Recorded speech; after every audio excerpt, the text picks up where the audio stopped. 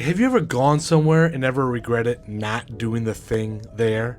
We're going to tell you the can't miss place you have to visit that is 100 times better. It cost us just 34 euros to do this part of Santorini and saved us over 200 euros because we didn't book it through the cruise line. First, this port is so much better than Ia. Yes, it's pronounced Ia. It is at the end of the island and is a short 20-minute bus or taxi ride, or if you prefer to walk, close to a 3-hour walk, because there's a nice trail that runs along the coast that some actually did. That is actually like a thing, is that you do the trail from the port all the way to Ia. It's actually quite lovely, and we saw some people who intended to do that and were already on their way as soon as we got to the top. Now, only 2 other small ships were in port today, so the crowds weren't too bad. However, the biggest tip and takeaway here is to plan to get off early and set an alarm. This is what we heard over and over from the crew. This is one port we actually sought advice for. We really wanted to make sure we understood exactly what to do, exactly when to get off, and all the things. And the crew was very good about announcing the instructions and all the things multiple times. But there were still people who got it wrong. And the reason is because this is a tendering port. And we were told that tendering tickets were going to be start giving out at 6 a.m. Now, it was said you should line up about 30 minutes before. So I'm like, okay, well, I'm going to do 45 minutes. I get down there at 5:15 a.m. and the line is fairly long already. I'm like, oh, should have got out here earlier. And by 5:30, they had actually opened it up early, let us in, and gave us all our tendering tickets. I was in group 3. I think I barely missed group 2. So make sure you wake up probably 1 hour early if you want to get one of those early tendering tickets. Now, I know what you're thinking. That's insane, especially on vacation, but it's one port. And it actually worked out fine. I did not get up. I will be honest about that. I stayed in bed, but I went and got ready while he went to go get the tickets. And then we were able to go grab some breakfast because gangway down was not until 7:30. So it worked out great. We actually just had some breakfast and we were ready to go. But what a lot of people did is they're like, oh, like we have time. No, you don't. There was almost nobody ready for groups 1 and 2.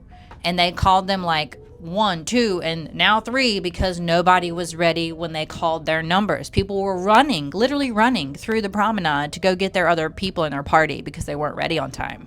Royal Caribbean did a good job of under-promising and over-delivering. Group number 1 was first crawled at 7:25 a.m. Groups 2, 3, 4 were called at 7:25 a.m.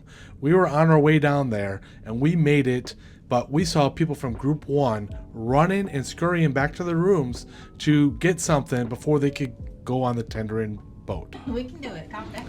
The reason why the tendering tickets and getting early off is so important is because of the cable cars.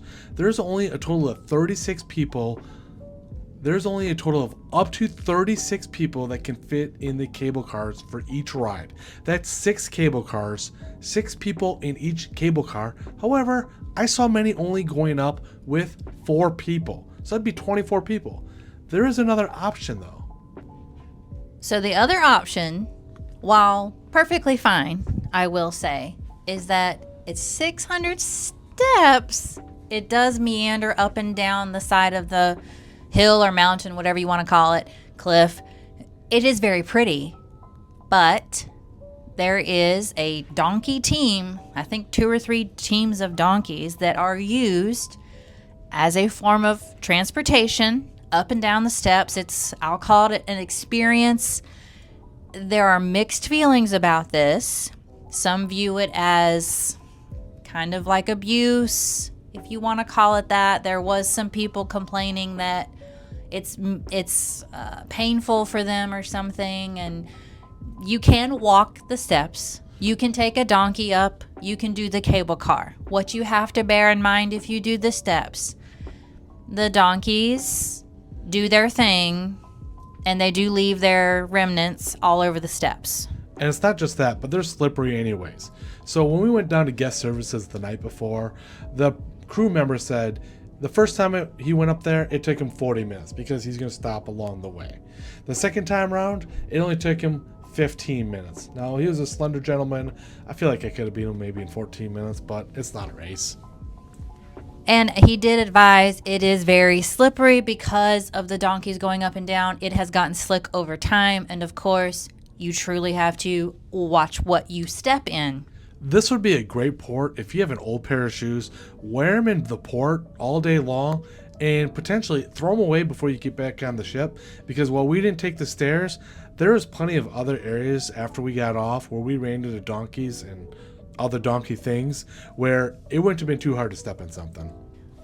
I will say there weren't that many places. It wasn't like it was all over the place. It was only in certain spots, and the shop owners were quickly going out there and like washing the street. It wasn't just all over. Don't get us wrong when we say that. Okay, moving on. So we paid our €6 per person to ride up, so €12 total for both of us to go to the top. You have to purchase the €6 each on the way back down later when you return or walk the steps that are maybe not clean. You cannot do a round trip. They actually have a sign posted. People were still asking. Just read the sign. Don't ask. You have to buy it at the top. You can't buy it at the bottom. Just get a one-way. We got on the cable car. We're at the top. We had a game plan. You can book something through Royal Caribbean and spend a ton of money or any other cruise line. We chose to do self-led and save a shipload of money. Okay, so our game plan was to be budget friendly and save some money.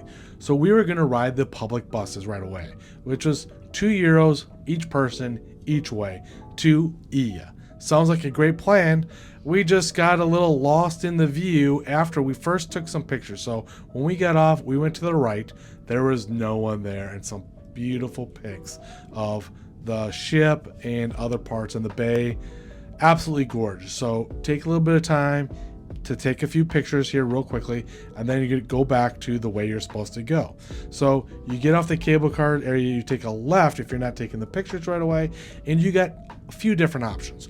One option that we saw on the way to the public bus was, hey, you could take an inexpensive, relatively speaking, tour, maybe 2.5 hours for €35 each, and it lasts about 2.5 hours, and they're going to give you 10 minutes at a photo place. Okay?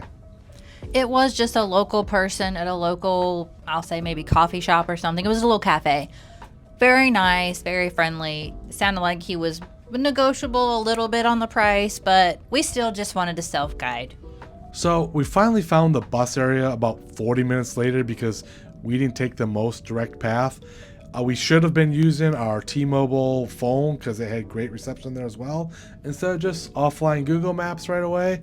But we got turned around, didn't find it. Eventually, we finally found a bus stop area.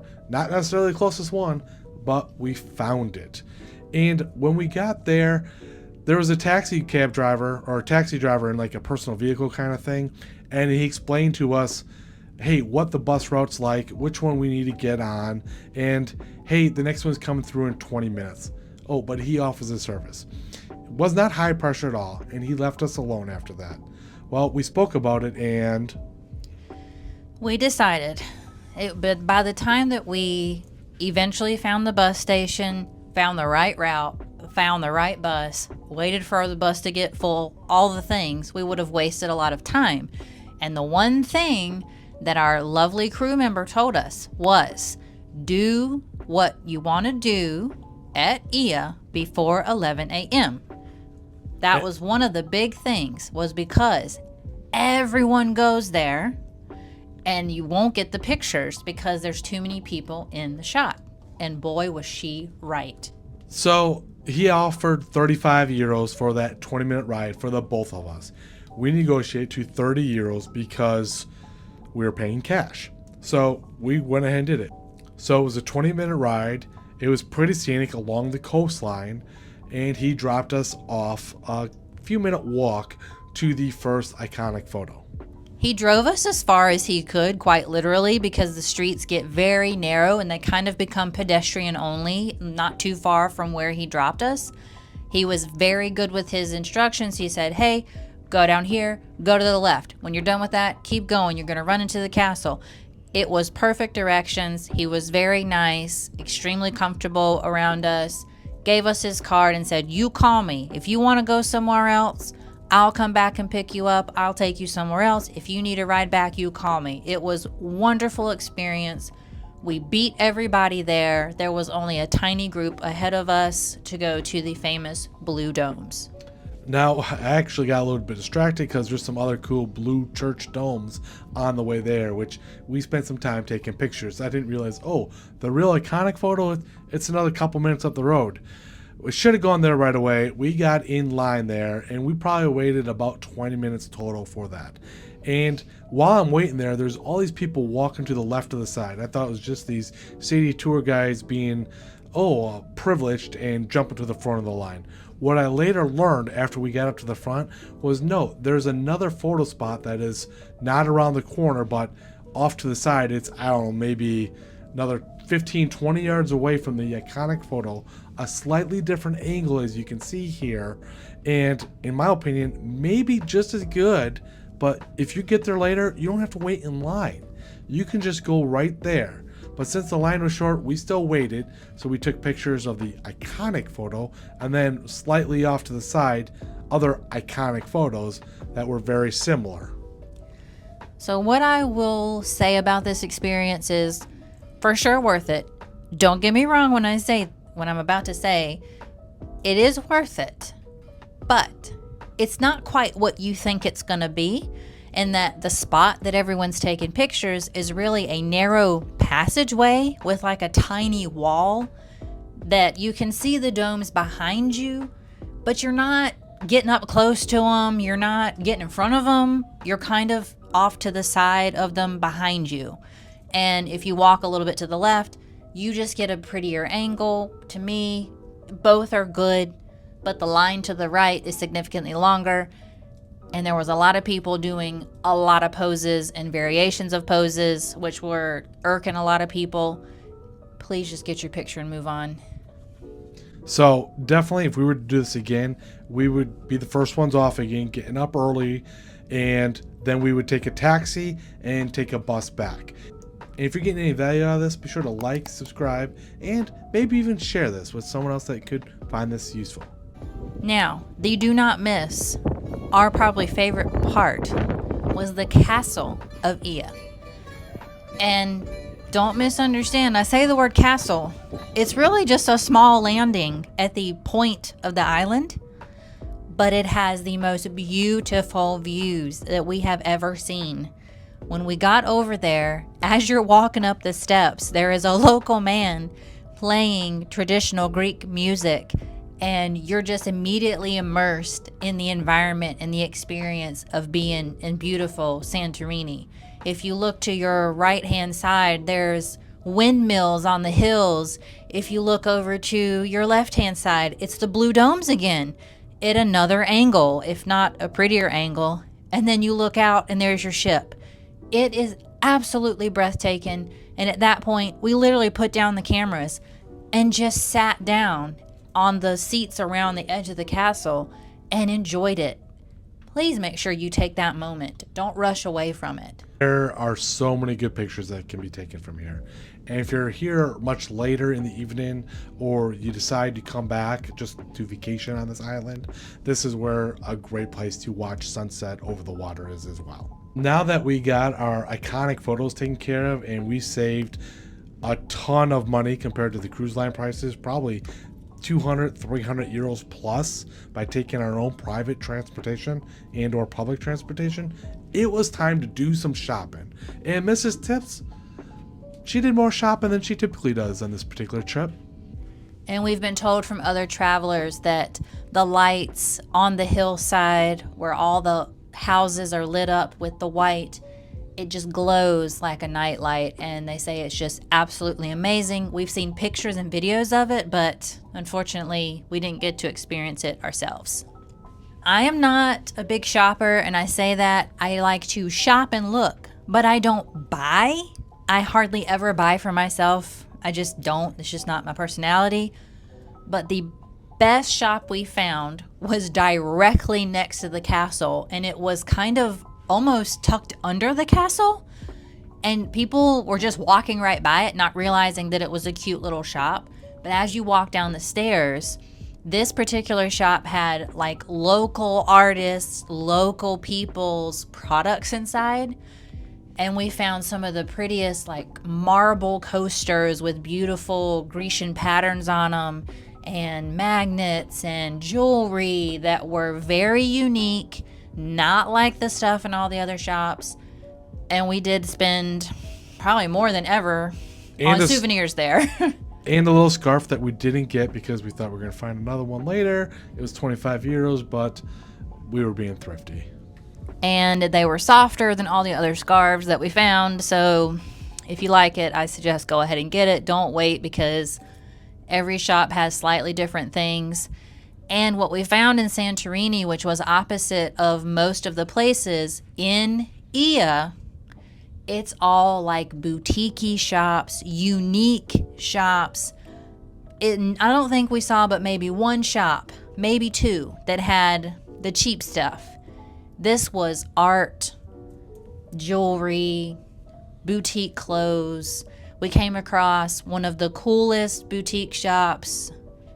The Celestina's House Boutique had by far the best clothes, because a lot of these places, it's all the same clothes that claims to be from Greece, all the things. They had a beautiful dress. I didn't get it, but beautiful clothing, very nice customer service. They worked with us, super nice. I would go there again. I highly recommend it. And like Miss Tip said, some of the most boutique, authentic items, and very friendly people, very friendly sales staff. We could have shot for hours upon hours, and we did shop for hours, and then we grabbed some lunch, because when you're in Greece, what do you eat? Well, I eat a gyro, and you can get them for a reasonable price. Now, we spent more than the €6 that we spent at Mykonos, and we got a much better gyro. In fact, we spent a total of €19 on this gyro, overlooking the water, and was able to use the restroom there. And I asked for water, which was the one mistake I made, because if you just ask for water, they're going to bring you a bottle. And I spent €4 on that. But I don't feel so bad, because at one of the previous places, I asked for a discount, and they gave me a discount. And right beneath that restaurant was a place called Solo Gelato, and they had both frozen yogurt and gelato. Very funny staff, very sweet, and we had some of the best strawberry and mango. We had two different flavors. I guess it would be called a sorbet gelato, but it was so fresh, and they were like, oh, this is all fresh. We crunch it up ourselves, we make it ourselves. It wasn't a mix, it wasn't a syrup, it was wonderful. And we found this place because the lovely lady was shouting out the window, best pistachio gelato in town. So we had to visit. It looked like they're open since 1951, and it was fabulous. And of course, we don't each get our own. We get one and 2 or 3 scoops and share it, because that's how you save money. Now, I do want to point out that this is kind of around that time frame that our crew person said it gets crazy. They were right. It's the lines to go to the domes was all the way into the street at that point. It was a little more busy, so we timed it perfectly. And not only that, we start to head back because the cable cars on the way down can be a couple hour wait just to get down if there's 4 or 5 cruise ships in port. That would be upwards of 20,000 passengers in port, unlike our day where it was us and maybe 1 or 2 other small ships that were also tendering. So as we're kind of casually trying to find our way back, not really in too much of a rush, but really just, okay, we're done. Like, we're good now, let's go.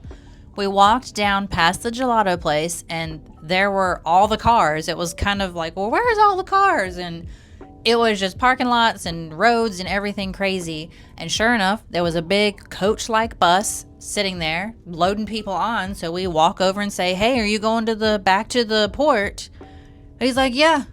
So we paid him, I think it was €2 each. €2 each, €4 total to ride on an air-conditioned public bus that looks like a coach bus. We didn't get any seats because we were one of the last ones on, but 20 minutes, €4 total, 34 euros total for transportation. Sounds good to me. However, to take advantage of quite possibly the best cruise port we've ever been to, here are our 3 takeaways for the best experience. First, don't do an excursion through the cruise line, but rather take a taxi for 30 or 35 euros and then take the bus back for 2 euros each. You're going to get to Ia much quicker and have no one in line or in front of you for those iconic and breathtaking photos. Now, once you are back from your bus ride, you will walk up the hill back toward the cable car. And that's where it's all of the, what I'll call chintzy shops. Everyone has the same stuff. Don't bother. It's the same stuff that you've seen 1,000 times. Just go walk up to the cable car. Now, I will say the signage is fantastic. They actually have painted on the stairs, cable car this way with arrows. And every time you turn a corner, it has another sign that says keep going this way. Super easy to find our way back to the cable car. I did not even have to put it into the maps. And it was really no line. It was like a tiny line. And we have heard from crew people that if you wait too long, it could be literally up to 2 hours long. We heard that from a few crew members. Don't wait till the last minute. Make sure that you just have enough time that you're coming back early because you've started early, and you don't have to stress about the cable car, and you don't have to worry about walking down the steps. Wake up early. Be in line by 5 a.m. and get that tendering ticket.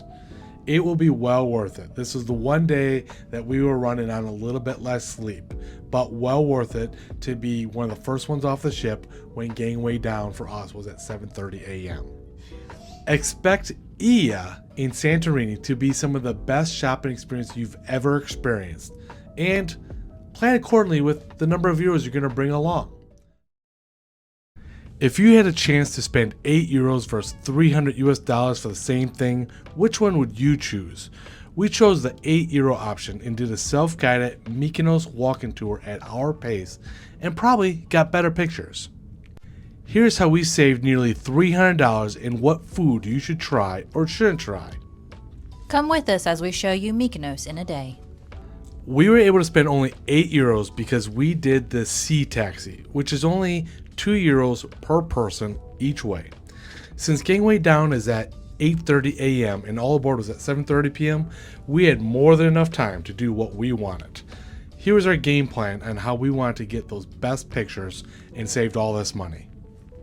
So when you go out to get your tickets for the water taxi, they make it super easy. They give you say I want round trip. They say blue is for going and red is for coming back, and they literally hand you a paper that's printed in 2 different colors. It's super easy. The line was, I'd say, reasonable. It wasn't overly long, and they do cram quite a few people on the taxis, and it's not a long ride at all to get over to Mykonos. Now, you could technically walk, which is about a 30-minute walk and 2 kilometers in distance. However, it's a busy road and not recommended. And there's also not very many taxis. I do want to point that out. There was exactly one person, a young looking boy, that said, "Would you like a taxi ride?" They do, even on the cruise ship, will tell you there's not very many taxis, and there's hardly any cars. So just plan to take the sea taxi. It's not very much, and it's smooth. Now, Mykonos is one of those places where you want to be the first ones off the ship. And the reason why is because there's going to be so many people want that famous, iconic photo. Now, there's 2 different windmills that have that famous, iconic photos, but pretty much everyone goes to one first. So we did something a little bit different.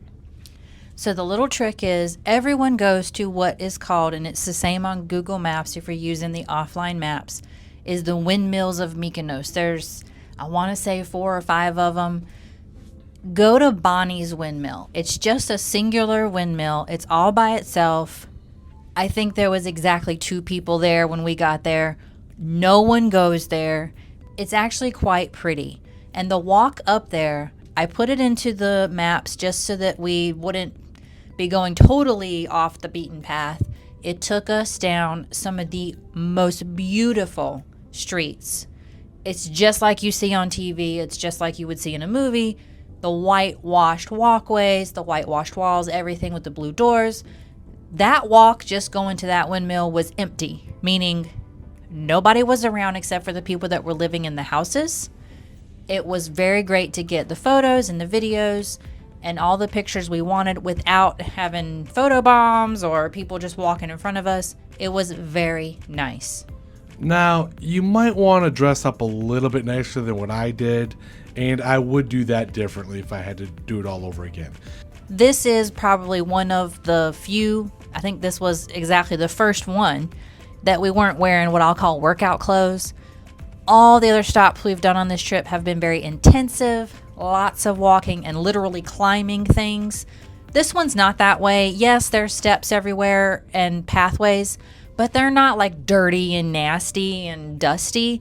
I actually was able to dress up kind of what I'll call cutesy. I still wore like some Doc Martens just so that I did have good foot coverage and for, the stairs. But everything else, I was able to wear some cute shorts and a cute top and actually have nice pictures. Now, not only are the windmill pictures important, so we did the less popular windmill picture to begin with, and then we start to walk around a little bit.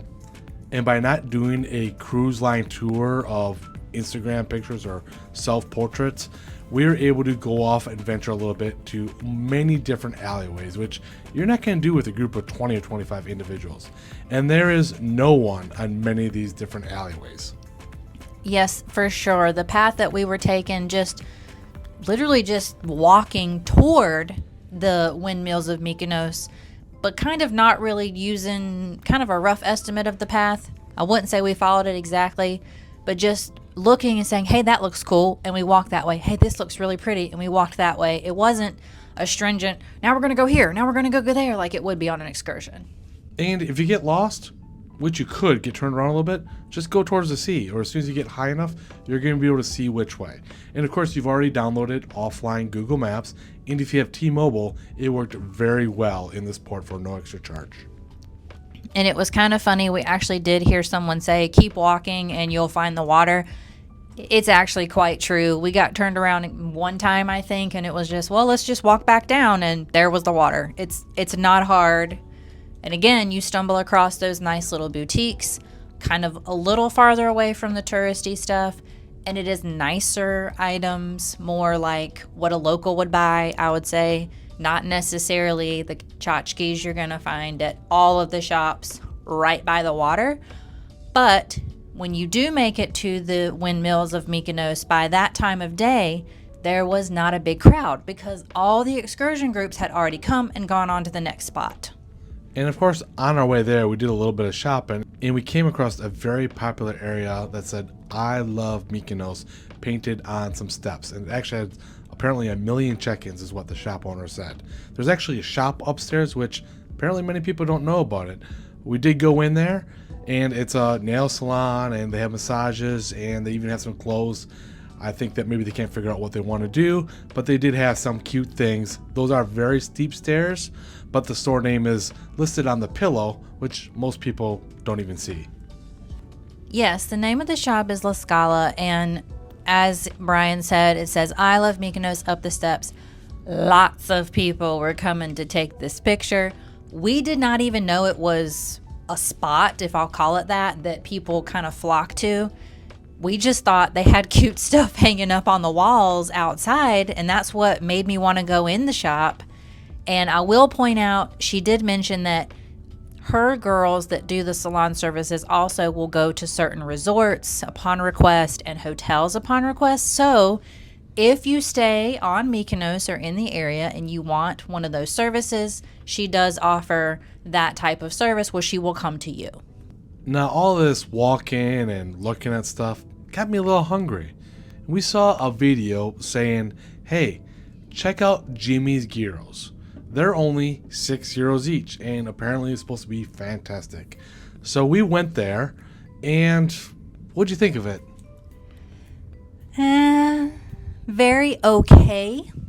But if you watched our video from Athens, that was a superb gyro, and then we also were able to try one later in the cruise in Crete, and best one ever, if not second best from Athens for sure.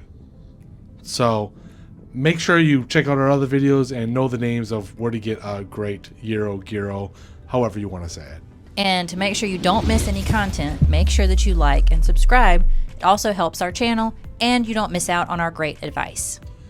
So after Eden, we had to do some more shopping. So we just kind of moseyed along, and occasionally you see these little scooters come through to deliver product, and you just move out of the way. But otherwise, there's no cars going through these tiny streets. It is all pedestrian traffic, and it felt at times a little crowded, but that was really toward mid-morning, middle of the day, around lunchtime when everyone was looking for food. But if you walk along the waterway, it is a wider walking path. It's very beautiful. Lots of opportunities for pictures and great ship shots. And this is the part that we did a little bit later in the day. It's called Little Venice, and it's the part that you enter as you get off the water taxi. We could have spent more time here. There's a lot of beautiful views here and reasonable priced restaurants. So you're looking at about 25 euros per person if you were to just get a plate of something. And once again, you have a beautiful view. We did try another recommended place, which ended up being pretty tasty.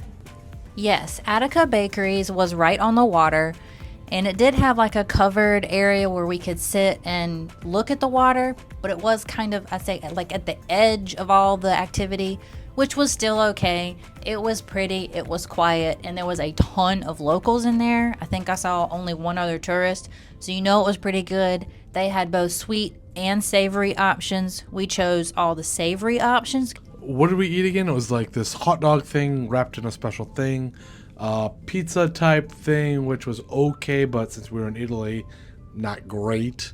And we also tried It was kind of like a gyro, but in a pita form. I liked that pretty good.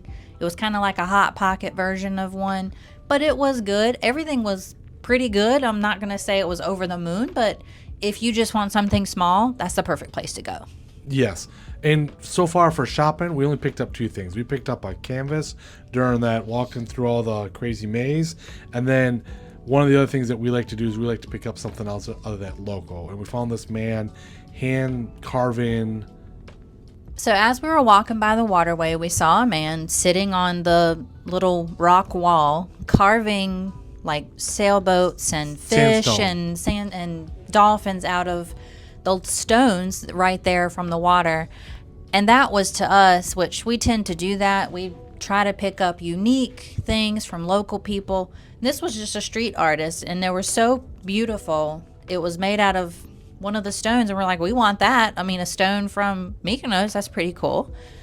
And in some of the other shops, we found what I'll call real art. And I say that the prints are lovely, don't get me wrong, but if I'm going to buy a piece of art, I want it to be something that's on the raw canvas where I know it wasn't just reprinted over and over again. These were not. It was a shop right there on the water. They had real paintings, raw canvas that you just take home and frame. And they had nice plastic wrap over the top so that the paint doesn't get chipped off on the way home. They were beautiful. And we actually took quite a bit of time trying to pick just one. We were almost going to buy more than one. So if that's the type of souvenirs you like, recommend doing that. Looking for those unique pieces and not the same things. And most of the shops by the water, it's all the same stuff. Go farther away. So not counting the sea taxi ride time, we spent about 3.5 to 4 hours actually in port, taking pictures, shopping, and eating. In all, we didn't spend over $300 like a tour through the cruise line would have been. We only spent 51 euros.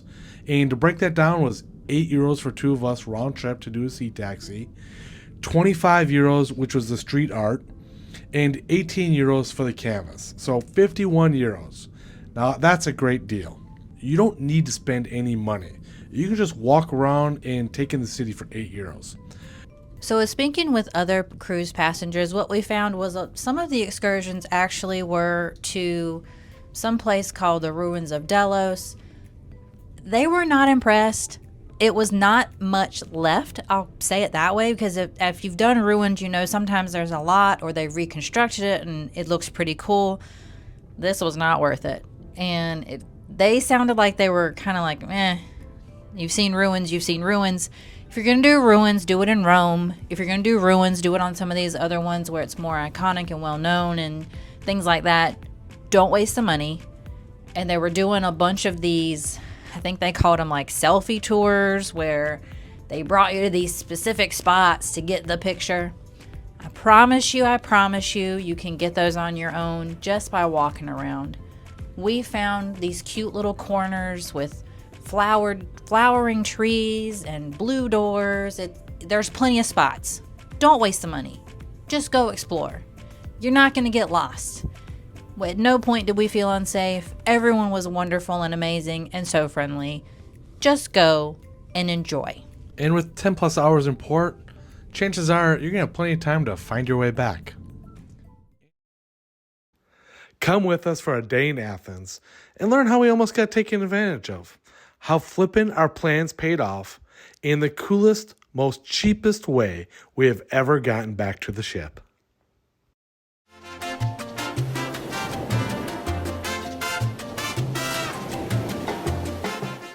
Getting off the ship was seamless. Gangway was down at 7:30 a.m., so we decided to set our alarm for around 7:30 a.m. and get off the ship about an hour later. That way we're not there with the big rush of crowd all getting off the ship at the same time. All aboard time wasn't until 6:30, so we had plenty of time. Plus, we did our research and we knew we could take public transportation, such as a bus or taxi. We chose to take a taxi this time because as we exited the ship, we noticed that off to the right, there was an entire line of taxis, and they were all having their papers reviewed by the local security or police or whatever it was to make sure they were valid and had authority to come to the port. So that gave an extra layer of security, which is always a good idea if you are in a port like that. If you do see that, it's probably pretty safe to take that particular taxi. And we also knew to pre-arrange our price and that it should cost between 15 and 20 euros. So I asked, how much should this cost? And he said, it's metered. So I'm like, okay, cool. It's metered and it's during rush hour, so we probably going to make a little bit more money, but okay. How much to a grapple is metered? Okay. Metered's fine. And I instantly put it into my offline Google Maps because it's always a good idea to make sure that you aren't being taken purposefully out of the way for a longer route if it is metered, especially because that will happen sometimes. He stuck exactly to the correct route. We had no issues. He was an excellent driver. You could tell he knew his way around the city because of the way he was weaving in and out of traffic. Probably should have taken the motion sickness medicine before we got in the taxi cab, but I'll remember to do that next time. And it was rush hour, so, rush hour plus cruise ships coming into port. It was quite busy, but despite that, we did get there in roughly 30 minutes, maybe a little more. Yes, it was right at that 30-minute mark, which was a lot better than the over hour if we took public transportation. Now, when we were getting out of the cab is where I got thrown for a loop. And he tried to tell me that, hey, it's going to be 10 euros more because we're dropping you off from the cruise port. I said metered, and then he tried to use his Google Translate, and I knew full well he understood what I was saying.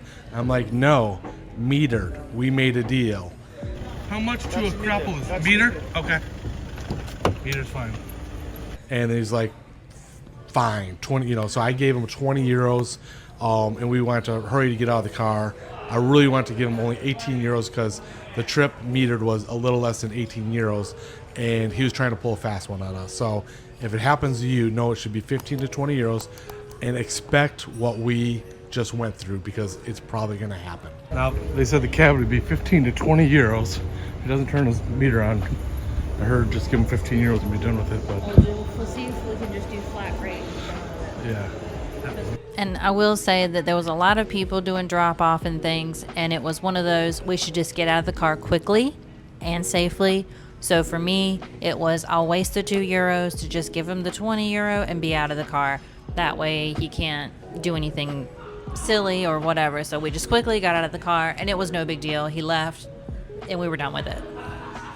All right, so now we are at Acropolis where everyone else is being dropped off, and there's two different paths, one to the right, one to the left. If you didn't know, studies show that everyone goes to the right, and we heard a travel guide say go to the left because it's a lot less crowded, so that is what we did. We proceed up to the left-hand path, and we arrived and we saw a long ticket line.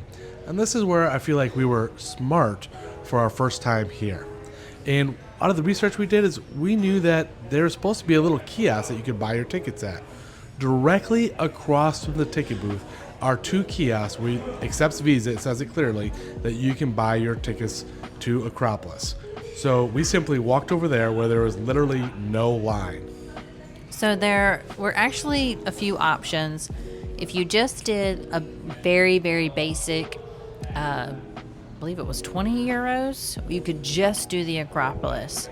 But for 30 euros, you got like a pass to do 7 sites. Way worth it. I wasn't originally going to do the 30 euro one. I had full intentions of only doing the Acropolis. But once I figured out they were all like clumped together for the most part, I was like, well, why not? So we did the 30 euro package, and it was a way worth it. And we'll go into more detail as to how and why later. So after we bought the tickets, we went to do some of the other sites before Acropolis because the earliest time that was available was 1 p.m. and it was about 10:15 when we bought the tickets. So what we noticed was, of course, we were there at, I think it was 10:30 roughly. So We bought the tickets at 10:15. we bought the tickets around 10:15. So the earliest we could have even gone in would have been a 10:30 slot roughly. Everything for the morning was already sold out. And later on that evening, we started looking around and noticed that basically all the morning slots were sold out for the next several days. So really, if you're super a planner, do it several weeks in advance if you really want to make sure you get that morning slot. But realistically, we'll go into how doing it backwards, so to speak, was better for us and what happened. So after we bought the tickets, we did some of the other sites before to an Acropolis because the earliest time we could get in was 1 p.m. And we bought these tickets around 10:15, which was the same time as the people in line. However, when we actually got in line about 12:30, we noticed a little sign that says, hey, you can get your tickets here. And it said hhticket.gr. And you can get the exact same ticket that we got for the same price. And later that evening, we tested how easy it was able to do. And you could get the same tickets. Now, however, if you were to look for the next day or two in advance, the earliest you could get was noon. However, if you go out like 3 or 4 weeks, you could get any time from 8 a.m. all the way until whatever time they close at later in the evening. Now, one thing you want to make sure you do if you book it far in advance is you want to make sure you get the right day. We did see someone that bought the incorrect day, and there was nothing they could do about it. Tomorrow's ticket. You're good. Thank you. They bought tickets for tomorrow by accident.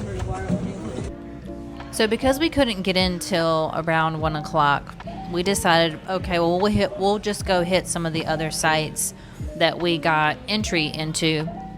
But immediately off to the left from the entrance of the Acropolis was this really cool staircase that went up to this, I'll call it a scenic overlook, where you could see the Acropolis from down below and gorgeous city views that we didn't really know was an option or that was there, but it was really cool. It was very rough, I'll say, like no railings, nothing like that. Like you kind of have to climb over rocks. It was extremely slippery, but we got some really awesome pictures of the Acropolis in the background from that vista. If you're finding this helpful, be sure to hit that like and subscribe button so YouTube knows to share this with others. So we followed the path off to the left, and it was a very nice pathway that walked you and kind of meandered you down the hill. The pathway brought you to Ancient Agora and the Roman Agora, as well as Hadrian's Library. So 3 of the sites on the 7-site pass were all clumped right there together. Very, very close to the Acropolis, very close to downtown. And in between the 2 agoras was a small block of shops and restaurants. We stopped for a very good little snack, I'll call it, at a restaurant called The Veranda. And what do you think we got, being that we're in Greece? We got a gyro and fries, of course, and some random drink that was local, Mandarin something or another. The gyro was 12 euros, the drink was nearly 5 euros, and then they asked for like a little tip at the end. So it was about 18 euros all in for lunch at the veranda. And one of the best benefits of eating at a restaurant is using the restroom while you're there. And the restrooms were extremely clean. The staff were very friendly. They had lots of nice outdoor seating. It was a nice cool breeze coming down the hill. Very nice place to kind of take a break. And the shops right around the corner from that particular restaurant were, I will say, the least aggressive, or I don't know what the word is, but very nice shop owners. And we actually got our souvenirs from those shops before we went on down the pathway some more to go toward the plaza. So because these three sites are together in that literally they're like right there together, you don't have to go far, you don't have to get a taxi, you don't have to transport. It's so easy, you can walk it all. So these three sites are going to be the Roman Agora, Hadrian's Library, and the Ancient Agora. And we got lots of footage of all three, as well as if you continue to follow the path, it takes you to Plaka. If you want to see some raw footage of these areas, look in the description below for the link. If you continue down the path, you're brought to Plaka. Plaka is very well known for its shopping, souvenirs. Everyone talks about go to Plaka, go to Plaka. Well, go to Plaka. And just past that is the Monastiraki Square, which is very busy. It's full of tourist shops, local shops, and tons of restaurants to get authentic Greek food. And it's the exact same place that we saw people from our ship on a tour right in that same area. They said, I'll be here, meet back here in an hour, and gave them an hour to shop that district. Yes, Plaka and that particular square is very well-known excursion stop as part of the package. And a lot of times they emphasize going to a particular restaurant for food. So we browsed a little bit here, but we did have to leave to make sure we had enough time to walk back up the path to the Acropolis on time for our time slot. But one of the most talked about restaurants you can see as you walk down this particular hill, it sticks out literally right in front of you. In our research, one of the most popular places was called the MS Garden Restaurant.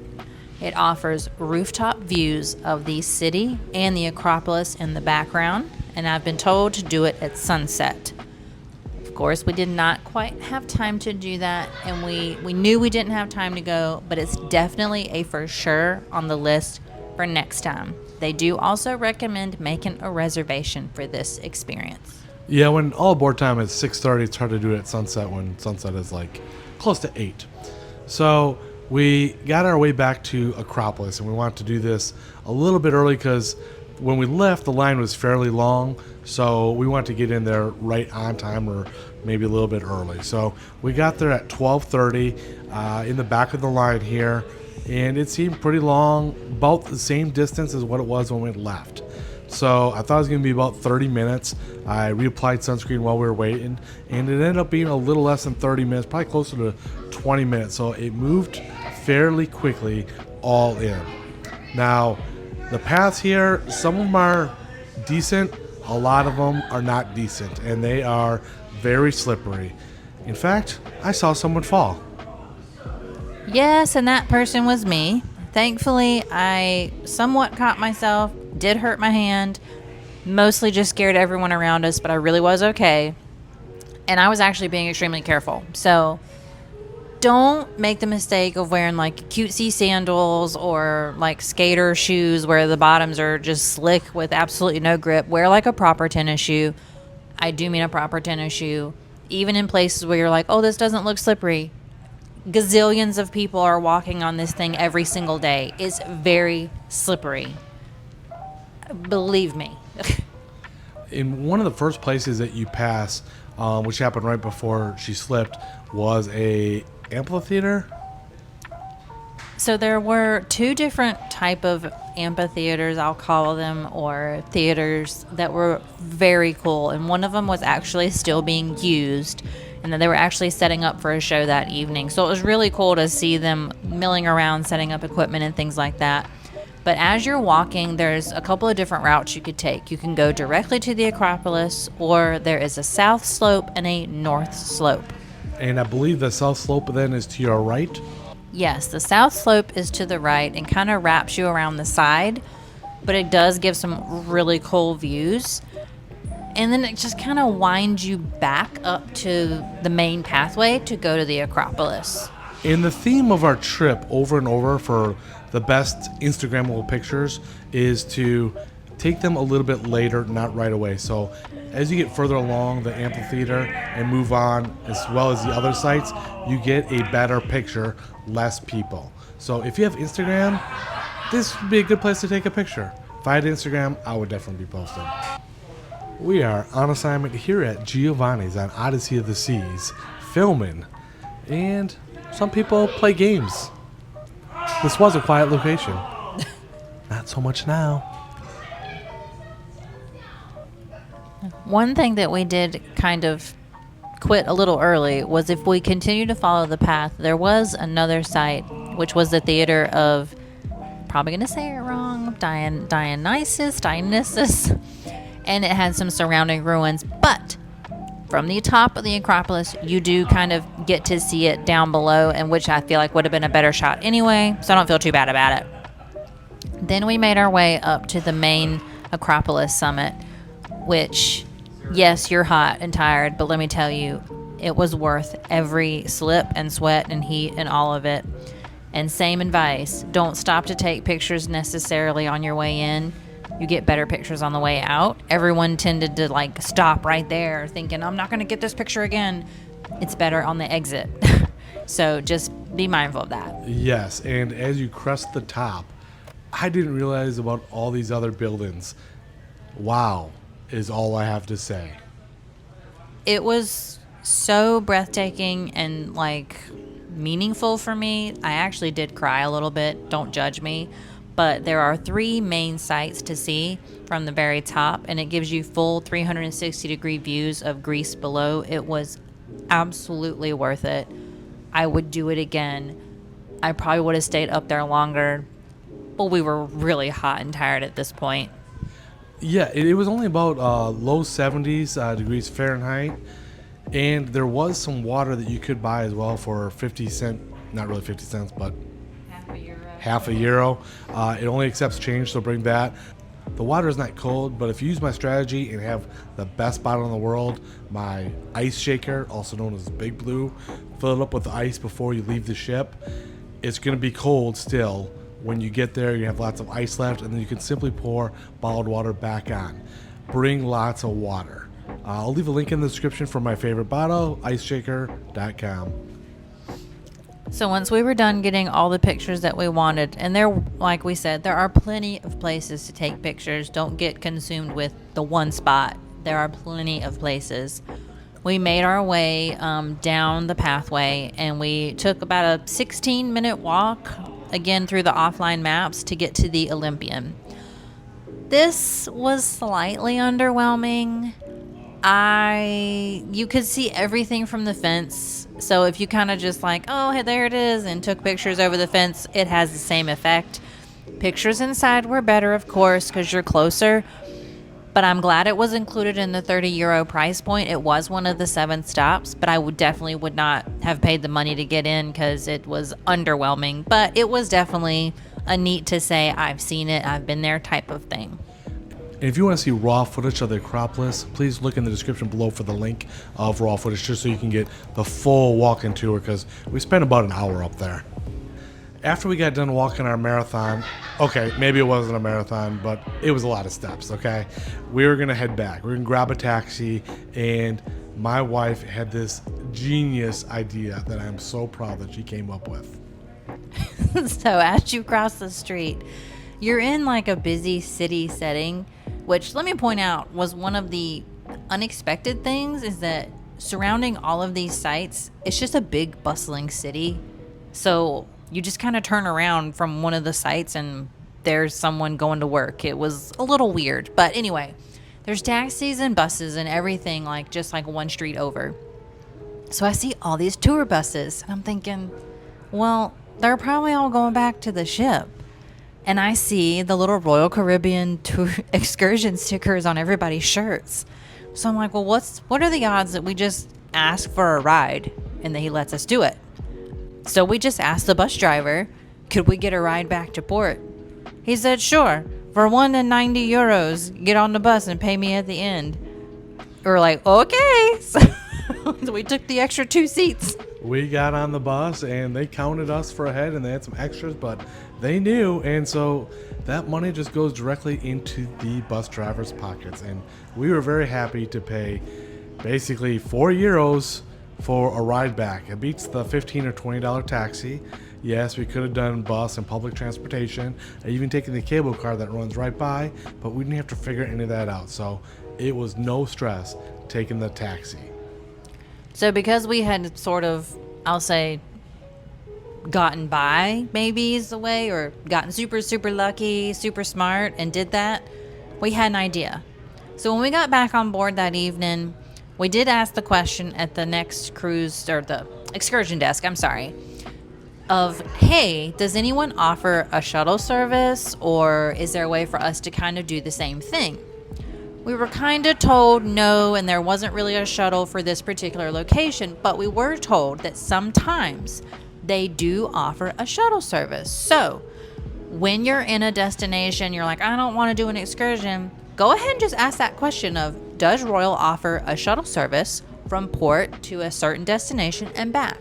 And obviously doing it on your own and figuring out public transportation or even a taxi, you're going to save a lot of money. And let's break down how much we spent in port all day. So €20 for our taxi on the way there. €60 for our tickets to the Acropolis and the other sites. €18 for lunch. We bought €24 worth of souvenirs, including 2 coasters, a canvas bags, and a Christmas ornament. And in the terminal area, we bought some olive oil gifts, 2 of them. That was €29. The other cool thing about this is it was 100 milliliters, which is 3.38 ounces, just under the 3.4 ounces that TSA allows you to fly with. So no checked bag, saving money there as well. The bus ride back, budget bus ride, €4. And we spent a total of €2 for water there on top of Acropolis. And again, right as you exit there also had another vending machine at 50-cent euro things for water. So total, we spent €157 all day in Athens, Greece. For comparison, the Acropolis sightseeing with the new Acropolis Museum and Plaka free time, aka the shopping, was €278 for 2 people through the cruise line. That excursion is nearly 7 hours long, while we left the ship at 9:30 a.m. and was back on board by 3:30 p.m. Not only were we able to spend €130 less, but we were also able to get gifts. So for a better comparison, it would be for the transportation cost and the museum cost only, which was only €84. So almost €200 less by doing it on our own with a taxi than going through the cruise line. And some of the feedback that we have heard from other travelers, just, as you make conversation on the ship, are that, you do feel very rushed at some of these sites because you have to keep a certain time frame. And I understand that, and I totally understand that, because they have a schedule. They have to get you from one site to the next site, etc. So you do have to hurry. It's like, oh, take a picture, now go. We didn't have that. We literally got to take as much time as we wanted. Now click and tap your screen here. Have you ever gone into something with really low expectations and was completely surprised? That happened to us today. We are going to tell you what surprised us, how to get from the port to the ruins and back on a budget, and buyer beware.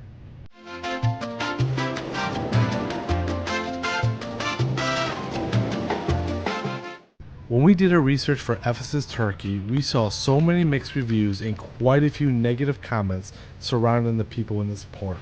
Our expectations were really low when we went into this and thinking that we might stay very long. But boy, were we wrong. The challenge with Ephesus was the reviews were all over the place. You had some that were really positive, but mostly negative. So I was actually a little intimidated by this port. And the other thing that was a challenge is there wasn't a lot of information on how to get from the port into the city of Ephesus. And that is something we had to figure out. And I think we did a very good job. In fact, we were very nervous about, hey, were we going to take like the public bus and only spend like €6? Or were we going to do a taxi? So we decided to get to not set an alarm again, which has been nice to just kind of take it easy. And we ended up getting off the ship around 10:30 in the morning. But again, all the excursion groups had already gone, so we just walked right off. There was no crowds, there was nobody there. And what really, really surprised me was the port is very beautiful. It's very picturesque. There are these beautiful colored houses on the hillside, beautiful signage. It was very nice. So as soon as we exit the terminal area, obviously there's a lot of shops and everything in there, but we saw the taxis right across the street. We made sure we walked past all the people trying to grab a taxi. I just feel like these people, I don't want to say they're desperate, but I wanted to see if there was a taxi stand and go to the taxi and see how much there was. Well, on our way there, a gentleman was trying to bring us into his cafe. It was on the water, cool, but he was very friendly, and we just decided to ask him, like, hey, what's the best way to get there via taxi? And apparently he had a friend, so he kind of brought us right down the little alley towards his cafe and to his friend's travel agency. It was only a couple of doors down from the sidewalk, so we felt okay following him. And I do a lot of how does my gut feel about certain situations and people, and I wasn't uncomfortable. So we followed him and just were surprised that, hey, it's a legit travel agency. I figure a place that has like an actual shop and it's there full time, all day, every day, it's probably fairly legit, right? So we sat down and we talked to the owner's son, who spoke very good English, and we asked him about how much it would be, and he said €80, and we negotiated a price down to €60. Well, that €60, he did offer, like, if we wanted an audio version of the tour or a tour guide, and we were very adamant. We just wanted to do it by ourselves. We simply wanted the guarantee of drop off and pick up and all that, just so that we wouldn't have to worry about not getting back to the ship on time. And of course, he asked how we are going to pay, because if you pay in straight euros or cash, you might get a little bit of a better price. But we're paying with Visa, not Amex. Amex would be a higher price, so he gave us that price. And what really made us feel comfortable is that he offered, hey, you don't have to pay until after you're done. That way, we know that we're going to get picked up. And we negotiated a time of being able to stay at the ancient ruins for 90 minutes. So at a regular pace, the ruins should take roughly 50 minutes. So we felt we had plenty of time. After having done it with the 90 minutes, we could have used a teensy bit more time, maybe only about 15-20 more minutes to finish. Just bear that in mind, because it is a lot of people to navigate. There's also this full immersion thing that you can do at the end, which we weren't interested in at all, but you might be. So if you want to do that, I would allow even more time. Apparently it's a virtual reality experience of going back in time, of like you're really actually there. So this travel agency is a family-owned business, and it seemed as if every family member had some role in the business, which was nice. And even the mom drives the taxi, which I thought was pretty cool. So once we agreed on our €60 price, we were very politely walked all the way down to where the taxi was going to pick us up. He placed us in the taxi, talked to our driver, and relayed what we were going to do and what exactly we wanted, and off we went. Now, I have raw footage of all the negotiation as well. If you'd like to see that, please look in the description below. Now, Mrs. Tips, of course, puts the address in the Google Maps, and we are following along to make sure that we're going the right direction and that it should only take about 30 minutes. Now, something that we learned from other travelers and the reviews and research that we did is that often, if you just pick up a random cab or go through a cab company, They will often drop you at the exit of the Ephesus ruins, which means you have to essentially double back.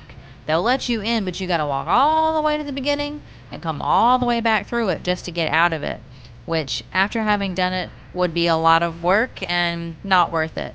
We were very politely dropped off at the entrance, which is the proper way to go, and picked up at the exit. And to that point, I said about 30 minutes because it was a little less than 30 minutes to get to the exit, but a little bit more than 30 minutes to be dropped off at the very beginning.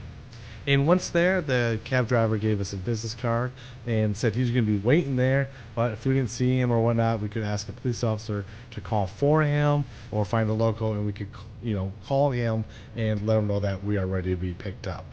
Now, the only thing that the 60 euros didn't include was our ticket admission, and we knew that. And they let us know it's about 14 euros each.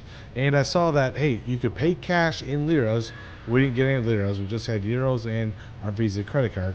So we paid in Visa. Now, they charge it in liras, but make sure you have a credit card with no foreign transaction fees, like my favorite Southwest credit card or anyone that you have that's zero transaction fee. Have that be your primary use. And everywhere we went, they were negotiating and talking about using euros. No one really ever asked for lira. And so just bear that in mind. And as you said, use Visa. They have this big thing about not using Amex for whatever reason, but just bear that in mind.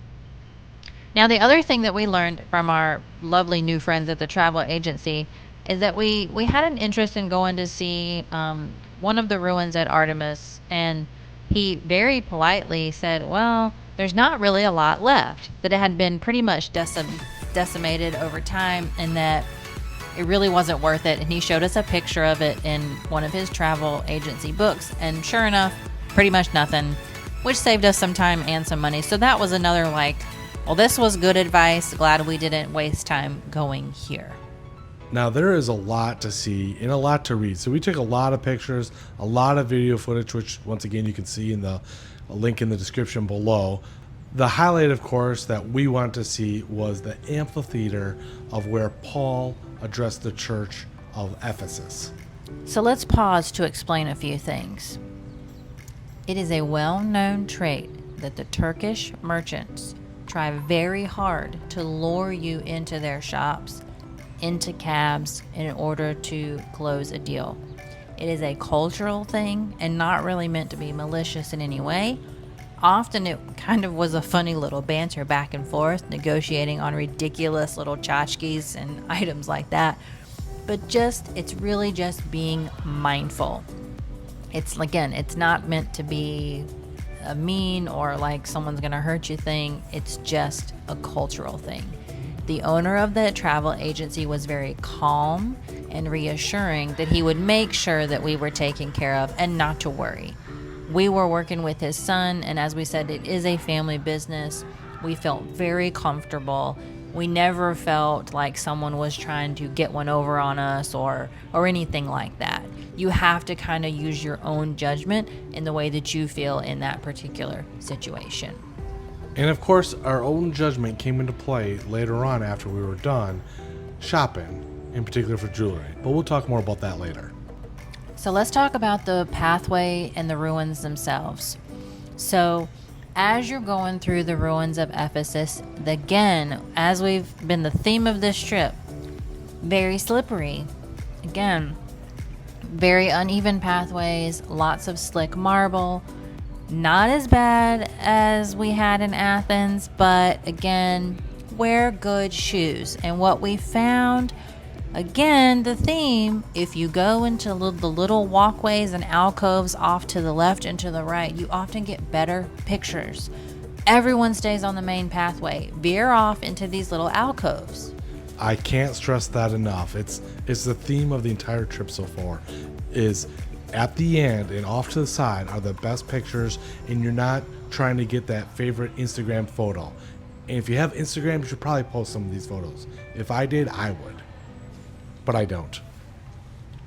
So we got to see all of the iconic pictures that you see online, and again, off to the side, we kind of got some of the better shots of these pictures, and everyone was trying to get the picture. There, you'll have plenty of chances, I promise. One of the best tools to get these pictures, honestly, has been this DJI Osmo gimbal. I'll have it linked in the description below, but it's like a glorified long selfie stick. It also has a tripod, and then it balances the camera or your iPhone or whatever phone you're using real easily on it, and it's very stable. Now, I don't get anything out of it currently, but before I became a content creator, I wish I had one of these. So if you want a good picture, a glorified selfie stick for about 150 US dollars, you can get a DJI Osmo gimbal. It is fantastic, and I just wish I would have had one of these a long time ago. I have been very anti selfie stick, but I will tell you the best pictures of me and him together at a lot of these sites where it is extremely crowded came from using this device. I'm now for it. Anyway, let's get back to the ruins.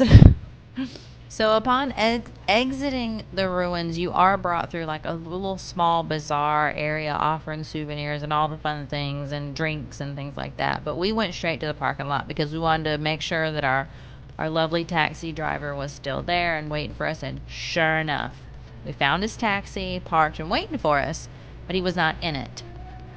But a fellow cab driver asked us if we wanted him to call our driver and just let him know that we were there. So we handed him the business card that we got from the driver. He very quickly called and said we were there. And sure enough, here he comes, just like he promised. And if you're getting any value out of this, please be sure to like and subscribe. It lets YouTube know to share this with other people just like you. Let us know in the comments below. Do you self-guide most tours, or do you go through the cruise line? On the way back, he purposely drove us along the coastline. He could have taken the other way, which would have been a little bit shorter, but this way had amazing views. We also got to know that, hey, there's some other cool things that we can do when we come back. There's this little safari, which, okay, probably not going to do a safari time, right? But there's this big water slide or water park place. That might be kind of cool. That is huge. And some beautiful views of the coastline along with our ship. And lots of like private beach clubs and 5-star resorts that we are definitely going to look into to see if we could do a day pass. We saw a DoubleTree, a Ramada, and other hotels that were 5-star hotels. Not sure if that's in our budget yet, but maybe it is because it is Turkey. And again, he did this for no extra money. Let's be clear on that. This was simply, he was trying to be so sweet and show us some different sites. He offered to take us to some other places for only €4 more. So taking a place to watch how rugs are being made. But we weren't into that. We weren't going to be sold anything, and we wanted to have time to port shop. So if you want to do something else, such as the House of the Virgin Mary, I'm sure it wouldn't cost too much more than the €4 or the €60 total that we spent for our transportation. And we will include a picture of our particular cab driver's business card and things like that, because he was so sweet, and he definitely wanted us to come back and call him directly, and he would come get us again. I will say his English was okay, but he made a strong effort to communicate with us well, and we really understood each other just fine. Like telling us to take a picture of the side of his cab, so we had the cab number 11 on the side of his cab that we were easily able to locate in the parking lot.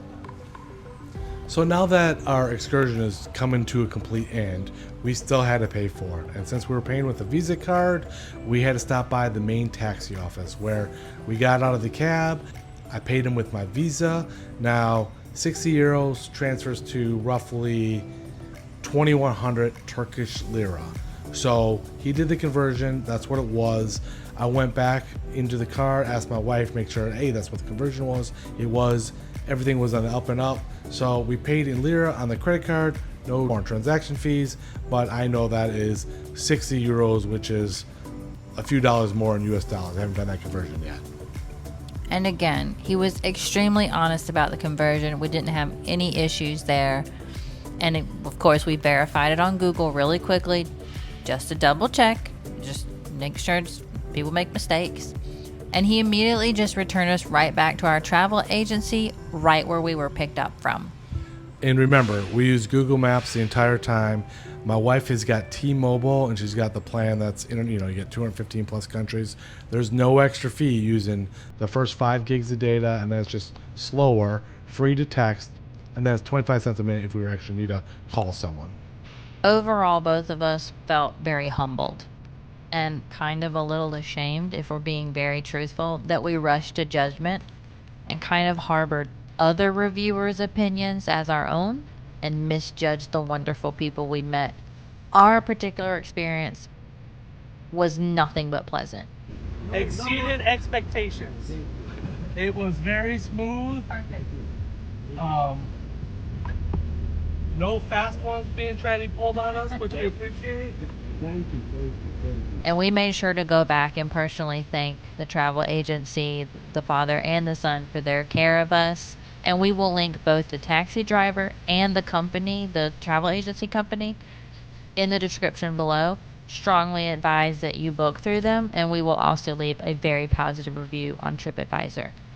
And if you want to see exactly how it's located, right around the corner to your right, you can see that in the raw footage as well. We're back where we got dropped off now, and for research purposes, for you, we had to walk around the port area a little bit. I want to see what the culture was like about having people kind of bring you into their place of businesses, and it was very true. We were told that that's what it was like. It's a cultural thing, and so we knew what to expect. So it didn't bother me. It didn't surprise me. What surprised me was people trying to sell me the perfume out of these black shopping bags. That surprised me. But everything is negotiable in the marketplace and with the travel agency. Just remember, all these parts, everything is negotiable. If you have euros, it's going to be a little bit easier. Now remember, Turkey is not part of the EU Union, so your cell phone might not work there. They do take euros, and they take Visa and MasterCard. They really like Visa cards. They don't like Amex, but they don't take American dollars. So here's where I'm going to say I got a little disappointed, maybe with Royal Caribbean, if you want to be honest. We did go and get a port shopping map from the port shopping desk the night before, just to see kind of was there recommended shops. And we learned that there is a hologram numbered sign that they display in their window as a quote unquote approved shopper by the cruise ship. These are also faked, we found out. So we purposefully chose 2 of the shops that displayed the hologram sticker in the window. And we looked through some jewelry, but we fairly quickly discovered they were also too good to be true. They were passing off pieces as being rare or one of a kind or real, and they were not. And for prices, we're talking like, hey, they want to charge us like $2,100, $1,750 for one piece in particular necklace.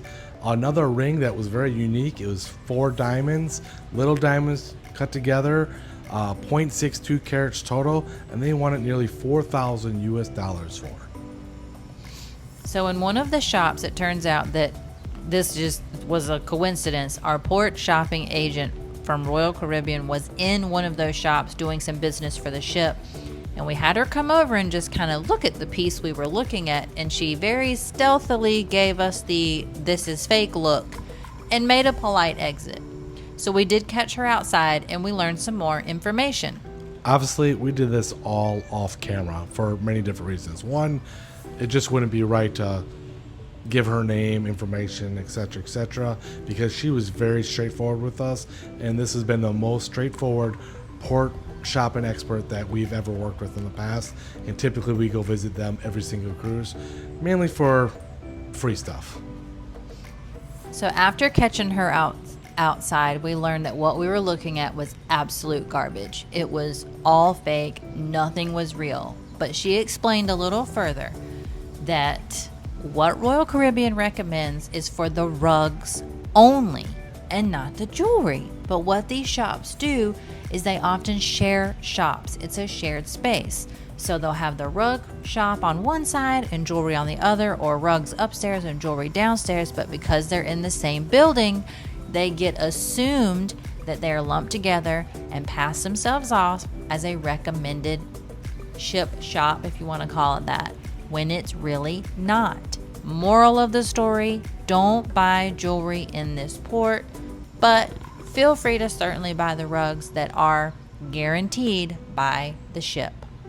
Yeah, if you're in the market for a fine rug, spend $20,000, go for it. Don't think they sell fake rugs, but I don't know. I didn't really look at them. I got a bookmark, though, for a gift that was part of a rug, so it's kind of like Aladdin's magic carpet, I think. We found these cute little rug-like bookmarks for €2. €1 each. No, sorry, €1 each. We got two.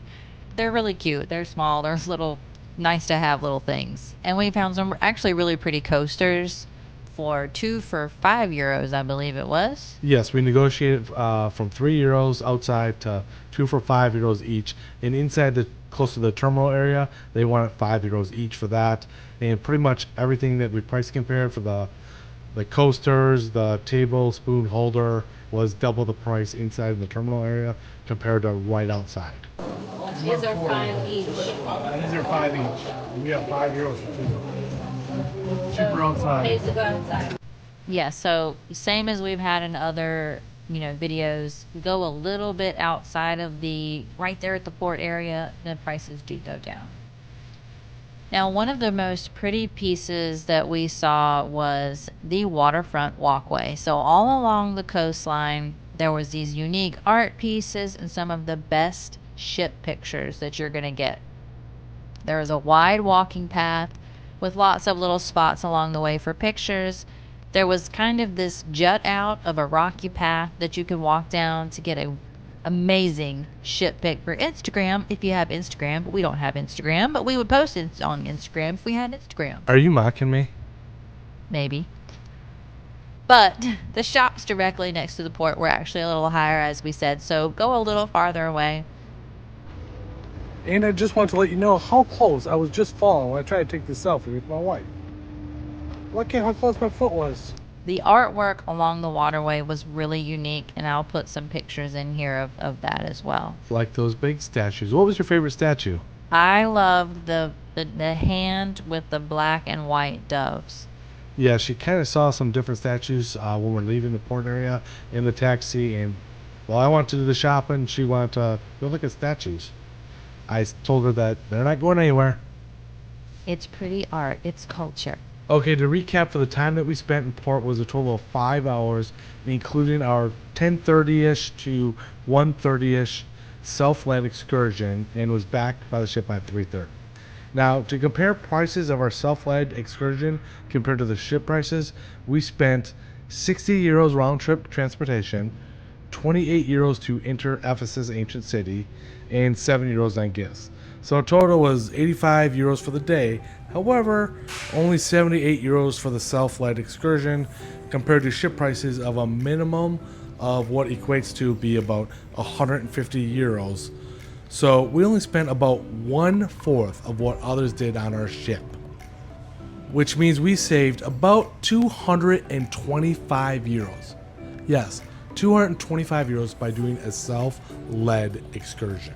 And I will say some of these excursions were very, very short, and some were extremely long. I mean, 7 hours long, which is a lot of time to be kind of tied to an excursion. Yeah, and we didn't have to sit through a rug demonstration and get a sales pitch, which I was appreciative of.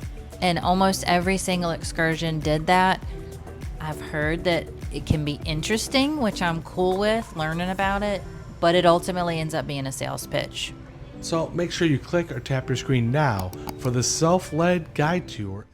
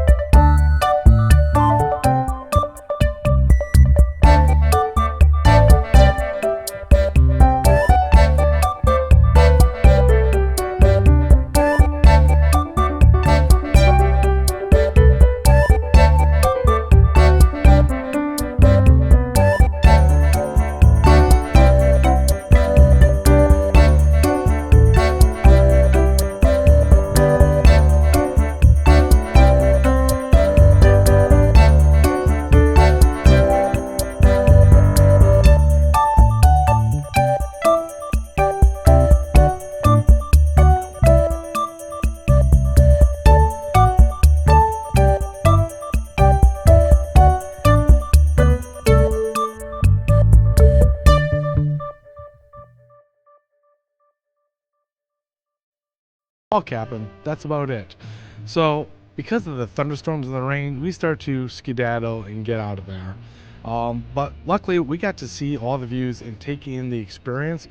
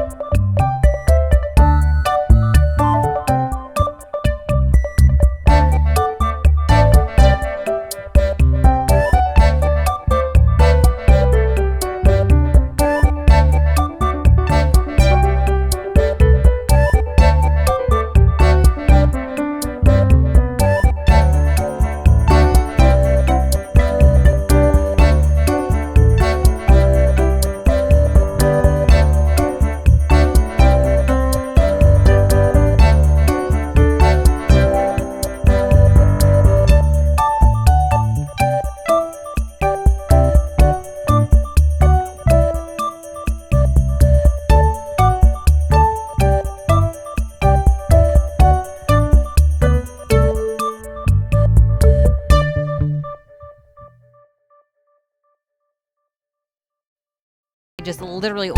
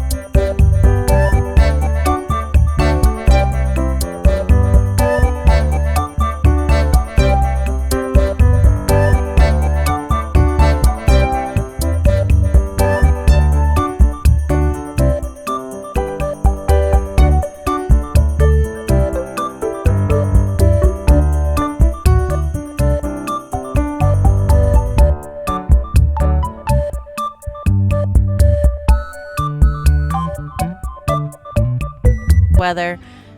That would be my only kind of, I would like to try that maybe next time. Now, if you're concerned about a language barrier, you won't have any troubles in Rome, as many locals were bilingual and very helpful navigating the public transportation with us. Tap your screen or click here to learn how we did Rome on a budget. We just got done spending 2 full days in Rome, and Mrs. Tips and I are going to tell you the most important things that you must know before you go, the knowledge we utilized from all of our research that we did, and what we would do different. Do you think 2 days is enough? We'll see. I wish I would have. I'm going to call it wish I...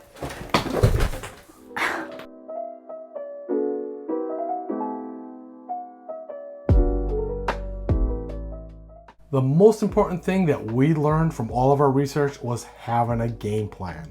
And that's exactly what we did. And we started that weeks and months before we even traveled over to Europe. That game plan initially was listing out all the favorite places that we want to maybe go see. And how many of those places could we possibly visit in 2 days? Well, our game plan to begin with was to land at 8:30 a.m., drop our bags off at our Airbnb, and go see our very first site, which was the Colosseum at 12:30.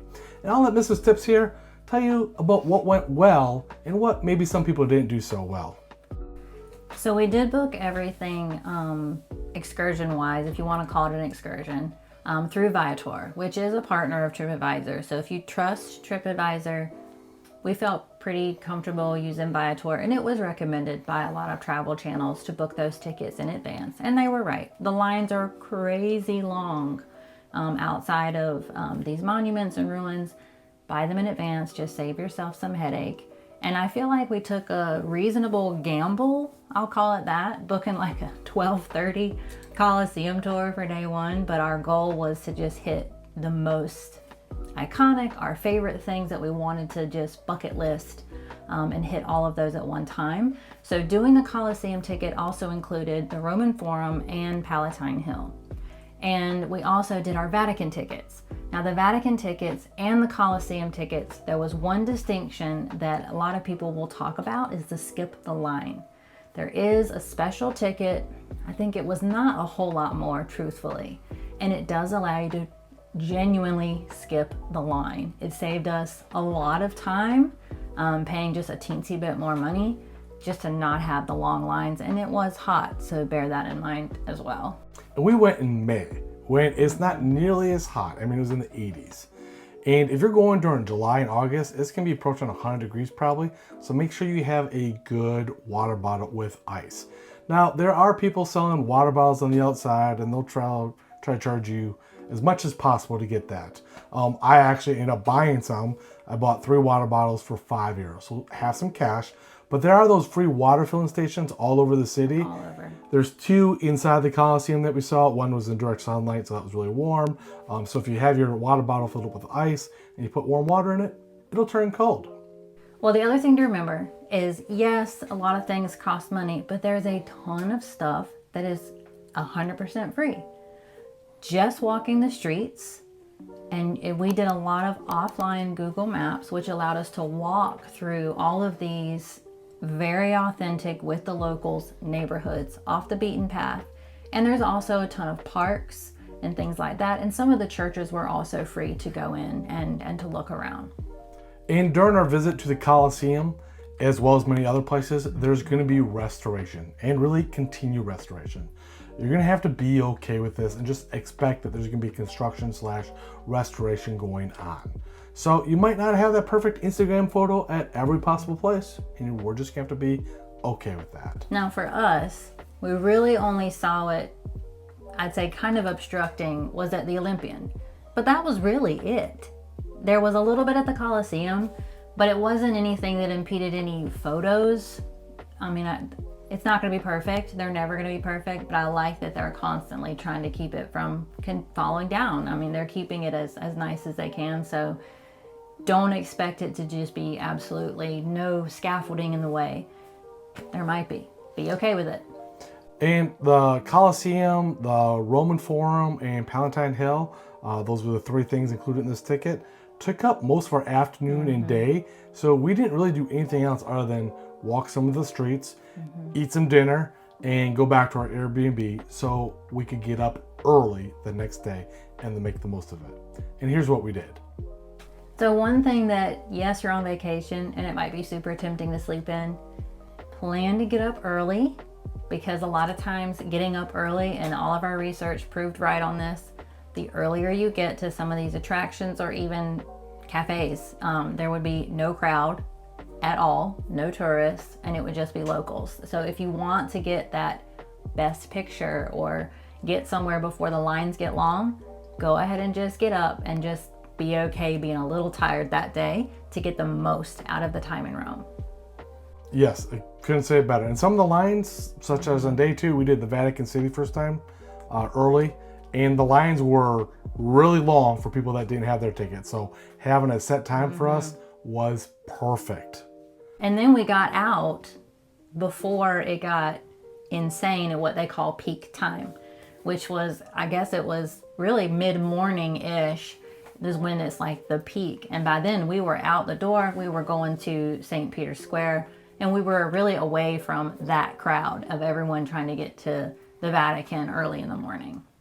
Yep. So we had our favorite places to do. So it was Vatican, spent a bunch of time in there. That's a big one. Very big. We didn't get to touch the surface of seeing everything, that's for sure.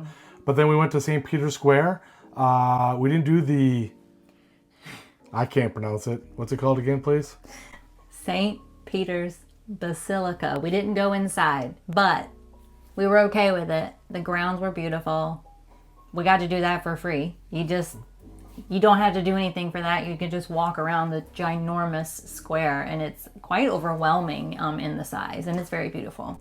But if you do want to go inside, a pro tip is to time it so you're at the very top at noon, because there are so many churches in there. And what we've heard from all the research we did is hearing all those church bells ring simultaneously At the top of the hour. is amazing. So when we go back and we do it, we are going to time it to be at the very top at noon. But you can spend a decent amount of time here if you want. And we spent, I don't know, probably about an hour there. And then we moseyed on to the castle. Castel Saint Angelo, I believe, but everyone just referred to it as the castle. I guess it was probably one of the main castles in that area. But it was, again, we didn't go inside, but we were okay with it. It saves us money to just pick and choose the things we really, really, really wanted to pay for versus what we were okay just looking at and doing for free. We got to do a lot of stuff for free just by walking around. And the grounds around the castle were really beautiful. And they had a beautiful park, like almost hidden behind the castle that looped around. And it was nothing but locals. So it was really nice just to take in the city and not be so focused on go here, go here, go here, go here, but actually enjoy our time. Right. And we utilized the offline Google Maps to do this, as well as the T-Mobile service that my wife has. And it worked wonderful. And bringing on to the next point is you're walking a decent amount and you're going to come across a lot of different shops. And you might want some souvenirs or get hungry and try little dishes. While you can use your credit card, not American Express in a lot of different places. They don't like it. While you can use your credit card or tap and pay, Google Pay, you might want to have some euros. But don't wait until you get to Rome or the airport to exchange it. You're going to get a much better rate if you go ahead and do it with your local bank or local credit union before you go. So in May 2024, we exchanged $400 US for 350 euros roughly. It was close. It wasn't, the euro wasn't very far off from US at the time. But for reference, I just listened to someone say, hey, they went over there and they exchanged it at the airport or at another place over there. They gave them $200 US and got 150 euros back. So quite the difference. If they would have gone somewhere else, it would have been like 178 euros if the exchange rate and you weren't getting killed on fees. So you see the exchange places in a lot of different areas, especially like in the shopping areas, airports, things like that. Just do it before you leave. It is kind of a pain because at some banks you have to order it in advance, but just do it. It's just so much a relief to just have it in your pocket, because when you are in Rome, if you need to use the public restroom, you have to pay to use the restroom. And a lot of times you want to have those coins, those quick little, here's a quick euro to go to the bathroom, instead of I only have a credit card. And do you really want to charge $1? I don't think you can. I think you're going to be up a creek. I think you have to. Yeah, and that's not a good spot to be in. And a lot of times, if you go to these little cafes, stuff is like €3 and €50. So it's sometimes it's just easier to just whip out a little bit of euros and be done with it. Now, one thing you're probably not going to use your euros on is going to be the public transportation. And you're going to use a credit card and really tap and pay. So if you got okay, I'm not going to show you my credit card because I'll probably show you my numbers by accident. But a tap and pay credit card or tap and pay like Apple Pay or Google Pay in your card on your phone. Now, one thing to note is my wife didn't have Apple Pay set up. So I used my phone and I did the Apple Pay there. But you can only do one transaction with Apple Pay at a time. So then I whipped out my credit card, which happens to be the same one as my Apple Pay, and I tapped that. And that was how I bought public transportation tickets for both of us at the same time. Now, having said that, we used the bus, the train, the tram, we used all forms of everything except for a taxi. We didn't do a taxi. And part of the reason why is we learned that it can be difficult to get them in the city. Now, if you're traveling from the main airport, I would consider in a group to go ahead and purchase and use a taxi, strictly because there are set rates at those point in times. It's like €50 to go from FCO airport all the way to the Rome city center. Now, it only cost us like €9 each, so €18. So we saved a decent amount of money, and it was only like a 32-minute train ride. So not too bad. But the other main reason why we wanted to do it is we just really wanted to embrace and experience the local culture. So part of our planning was, where are we going to stay? We chose to stay at an Airbnb, really for two reasons. One, it was a lot cheaper.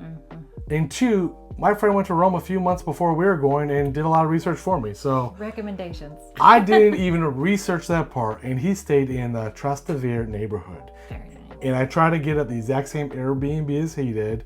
That one was already booked, so I just booked in the same neighborhood. And let me tell you, we got lucky. I say lucky because it was absolutely beautiful. I mean, talking about, there's so many people stopping in our alleyway. It was a straight scene out of a movie, very Instagrammable. If I had Instagram, we'd be posting on Instagram. We don't have it. Okay, but I'm gonna leave the link to that Airbnb in the description as well, because it is just that good. And we only spent €300 for 2 nights. That's all in, and that included the €45. I think they call it like a cleaning fee, but really it's some sort of tax. But you got to pay €45 in cash to them when you arrive, separate from the Airbnb transaction. But it was all up front. It was in there. It was great.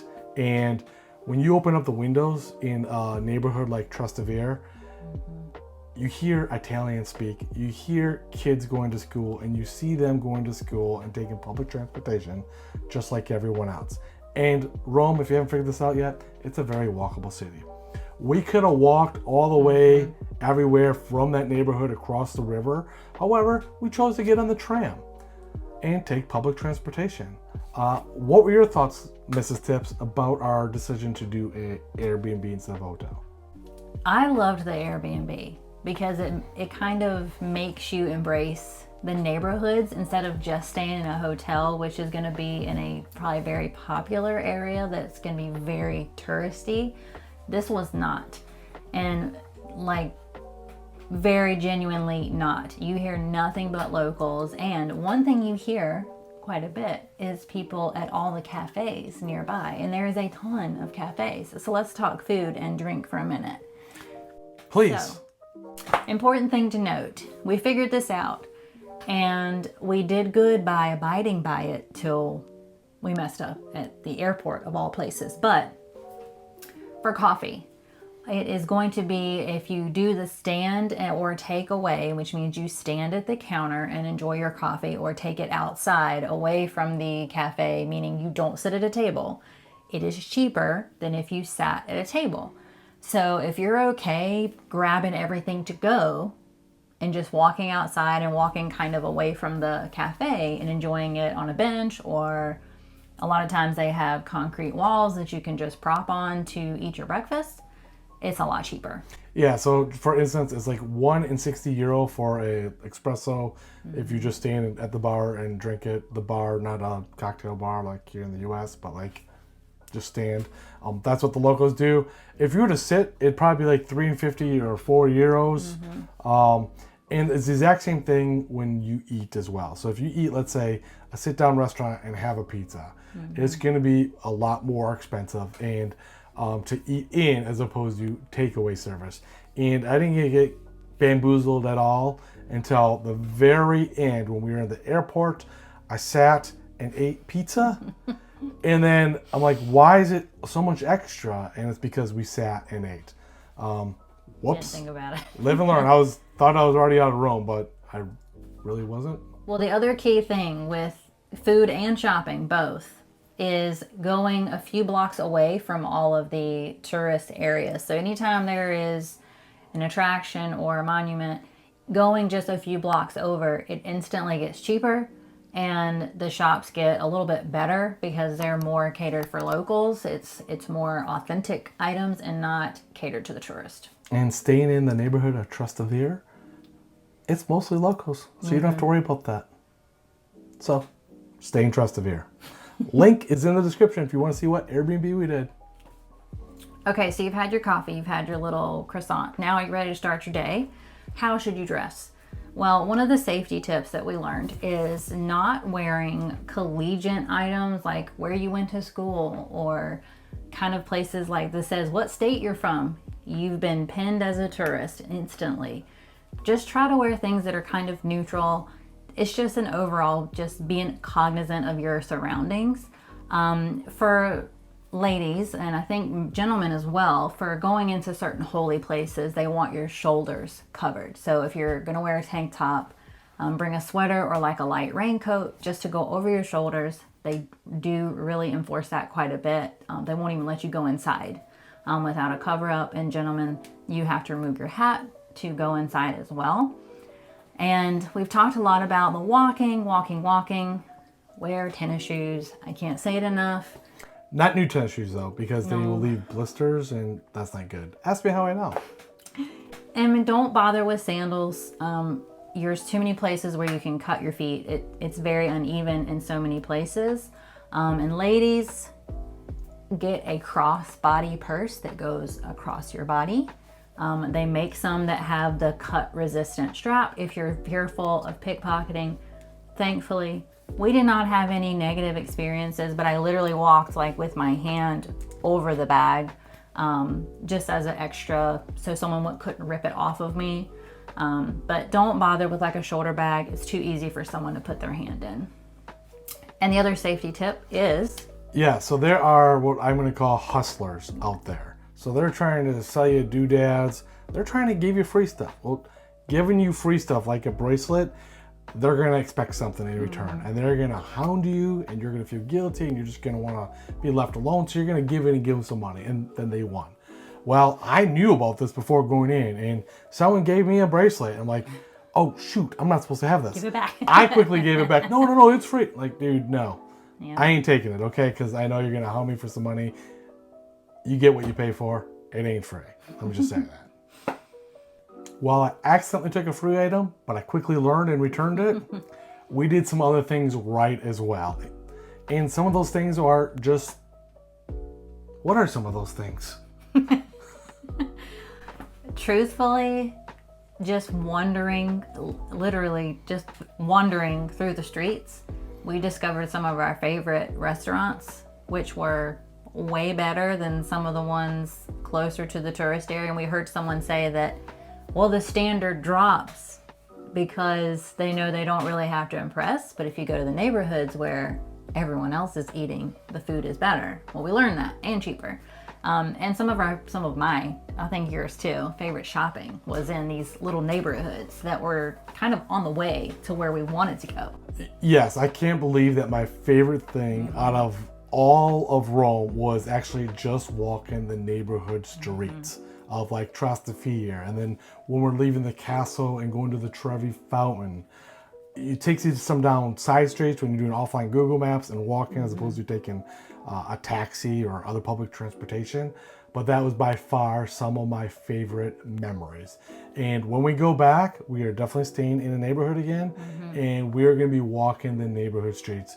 It just feels Immersive. I mean, Yeah. you're like instantly placed into a whole new culture and atmosphere. It's not like, I'm going to go to my hotel, I'm going to get in a taxi and be dropped off somewhere else. It's, I'm going to figure this out on my own, doing with just a tiny bit of research with some maps. And we did walk across the river and got on a bus one time. I mean, but we walked it instead of getting on another public transportation. Yeah, and if you couldn't tell, this was our first time to Europe. Yes. But a lot of research, a lot of walking. I mean, for instance, we took 20 to 27,000 steps a day for those 2 days each. And if you do have newer shoes, get some moleskin. I did have moleskin. I will link that in the description as well because that is cheap and it's a lifesaver. You can have literally an open blister, put that on. I used that growing up playing soccer, having blisters, and it works perfect, even as a more mature adult. So we talked about all the things that we did do and what we learned, but what were some things that you would possibly do differently? Stay longer. Of course. I mean, is 2 days enough? It was a lot to cram into 2 days, but I think it gave us enough of a taste of we really want to go back. Yeah, and I mean, I would use more staying longer, and then I would use more public transportation like the trains to visit some of the other cities and do either day trips or spend a couple days there. But honestly, with being able to work remotely, it's like in my mind, I'm like, what if we just brought the whole family and spent, a couple weeks there? Or, I mean, a couple weeks there. We actually ended up meeting a couple of girls going abroad, and they were spending 30 days there on the airplane as a Italian, not Spanish, immersion program. Although if you know Spanish, you can understand some Italian fairly easy.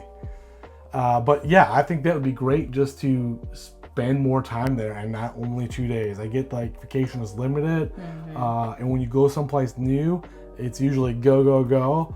And we had a combination of go, go, go and a little bit of relaxing, but well, then we got on the cruise too. yeah. So we had a full cruise itinerary, but some things that I think I wish I would have. I'm going to call it wish I... Pause. All right. No, that hurt. So things that we would do differently would be not falling off the chair, Yes. and then not hitting the record button to unpause. And now we have to re-record this part. So what would we do differently besides not following? Not listen to you about sitting on the cushion to be taller in the videos. I'll just, maybe do this. Yeah, so to re-record, like I had this sitting on the chair so she'd be taller, and apparently that wasn't a good idea. No. So with my sore butt, let's talk about things we would have done differently. Doing Trevi Fountain at night, they highly recommended that because they light it up and it's super beautiful and it's not very crowded. It's when the tourists are all gone pretty much and there's not a lot of people. I wish we would have sucked it up, gotten a cab, and seen it at night, and we didn't do that. Not get a cab, walk, right? It was a little far in the dark. Is there anything else you would do different? For me, I feel like we should have learned at least the basic phrases of... Yes, we should have The learned more language. like, where's the bathroom? Can I have the check, please? But we did do everything in English, and to be fair, we were understood by everybody, but we should have learned at least a little bit. And we also didn't learn really any history about what we were seeing, so we really just were like, oh, there's some ruins, we weren't really we knowing were, why or what the significance was, which is kind of shameful. But we're thrifty, we're on a budget, we want to pay for the private tour. We didn't even pay for the audio tour, and next time, but that might have taken longer, we might not be able to see as many things as what we're thinking. Do you like trying new food and shopping in port? If so, Crete won't disappoint. Out of our 7 port stops on our 9-night cruise, we bought more items on our last stop than any other port. We found very little info on Crete when researching on our cruise, so we wanted to give you the easy process to make this port memorable and stress-free. Because we had a shorter day, what we found was, well, we kind of only had maybe 2 things that we could really do in the time allotted if we wanted to not book an excursion through the cruise line. Most of the research that we did find offered outdoor activities such as hiking and going to very well-known historical sites, lots of beautiful nature things to do. But because of our time constraint, we could not do this. No one talked about how to get to Old Town, and it couldn't have been easier. This is a stop that Royal Caribbean offers an excursion and offers a shuttle bus directly from port into Old Town, Chania. This was something that Royal Caribbean did a very good job of communicating the night before over the main speaker system and letting us know, hey, we're offering a shuttle. So it was actually very convenient and nice for us. There was a handful of taxis waiting outside the next morning, but the shuttle to us was kind of a no-brainer, especially because you got a guaranteed ride, and $10 round trip is not bad. Yes, it is only €10 per person round trip, and you can purchase the day of as you exit the ship on your way out with a SeaPass card. So because we used our SeaPass card, they had our names and knew that we were part of that group. So we knew that there was a little bit of a better chance, if not a guaranteed chance, that, hey, we're not going to get left. They know we're off the ship and need to get back on time. As Mrs. TFC had mentioned, we had limited time in port. Gangway down was at 7:30 a.m. and all aboard was at 2:30 p.m. We actually slept in and didn't set an alarm, which ended up kind of being a blessing because we didn't get off the ship and onto the first shuttle bus until 10:30 a.m. We learned later in the day that if you didn't get off right at 7:30 a.m. until 8 a.m., some people waited up to an hour just to get on the shuttle to get into town. So from talking to other passengers, there was really kind of a sweet spot between the super early people and the kind of really late people, and we just accidentally hit it just right. But we did hear that if you were really the very, very, very first ones, it was very nice and quiet and the towns were not busy at all. But if you waited too late, it was a monsoon of people. Now, if you happen to visit Chania and you purchase a shuttle bus ticket, remember there's also those taxis. I did see some individuals apparently that purchased the shuttle but elected to go with the taxi because it's only $12 to $15, dropped you off right in Old Town, as opposed to where we were dropped off. We had about a 15-minute walk after our 20-minute shuttle ride. So essentially we were dropped right outside of, I took a picture of it and we'll show you, but it was essentially like a war museum, which was also their shuttle stop. And it wasn't too difficult. I did put it in my Google Maps. I did use the live maps instead of offline just to make sure they were extremely accurate. It was just not working quite right, which was okay. I did have good service. It just sucks the battery, which was the only reason why I elected to use offline a little bit more. Regardless, it was about a 10-minute walk and we were following the masses of people, but I did confirm it that we were going the right direction, and it really wasn't easy. The walk, however, the area from port to the town is a little dismal and kind of sad, unfortunately. But when you get to the old town, it's quite lovely. So between using the wife's phone, which has T-Mobile service and a great reception, and following the crowds of people, as well as some signs, we were able to make our way fairly easy. Now, as soon as we entered the shopping area, we were really surprised by how many different places there were. Now, as we've mentioned in the other port stops that we've been in, the shopping/souvenir adventures have been kind of all over the place. Some places were wonderful, some places were disappointing and chintzy. This one, to me, was the most unique in that it had more variety. There was a variety of all different kinds of shops. It wasn't the same stuff in every store. And I wish I would have gotten up earlier, because for whatever reason, the last stop ended up being the jackpot for me. Yeah, the first stop that we ended up finding was not too far down the very first street. It was Klimastaki's leather store, and they had a great selection of handmade, in Greece, sandals and women's shoes. They were very reasonable on price, but what was the best thing was the customer service. In a lot of these ports, you'll find that, and I understand that it is kind of a thing, they tend to follow you around the store sometimes because they are worried about theft. It happens, I get it. They're just worried. And this person did not bother us at all. She was extremely helpful. She helped me with the conversions on the sizing because it is European sizes listed. If they didn't have it, she ran upstairs and grabbed me another size. Super, super nice. Now, of course, we asked for a discount. And, well, what if we buy multiple pairs? The largest discount was going to be offered was €5, which apparently they have the better prices than other competitors, and that seemed to be the case compared to the previous 6 ports we visited. However, we did end up purchasing how many pair again?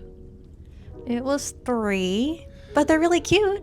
And sandals, they're functional, so it's all good. As soon as we left there, and by the way, she actually gave us €6 discount. Yay. But as soon as we left there, we found another store right next door, a swimsuit store. And since we weren't all hot and sweaty, it was a lot easier for Mrs. TFC to try on some swimwear. Now for me, I do not usually buy things for myself, but it is very hard for me to find nice swimsuits that I feel comfortable in. And again, the customer service was phenomenal. She was extremely helpful. She helped me pick out patterns and different cuts that would fit me the best. And she was very, polite and trying to help me and bring me new sizes if I needed it. Best customer service, again, hands down. Ladies, they also offered some lingerie upstairs, which, however, we did not get to see, but I did get the website, so I'll be shopping online. This is the first time hearing of this. If I would have heard about it earlier, we probably would have gone upstairs. Just saying. I have the website. It's okay. Okay, and here's the website on the screen for you. Swimsuits on average offered, they're within about €4, so about 85 to €89 for a top and bottom set. They did have this lovely men's section as well, but since I haven't been entering the Sexiest Man or the belly flop contest lately, I didn't think this European cut was for me. But what do you think? Would you wear a European cut? And ladies, if you've done any swimsuit shopping and you go for quality, 30 to 40 per piece is a good price. So I didn't feel like it was out of the proper range. And because it was beginning of swimsuit season, she was not able to give a discount, which is 100% understandable.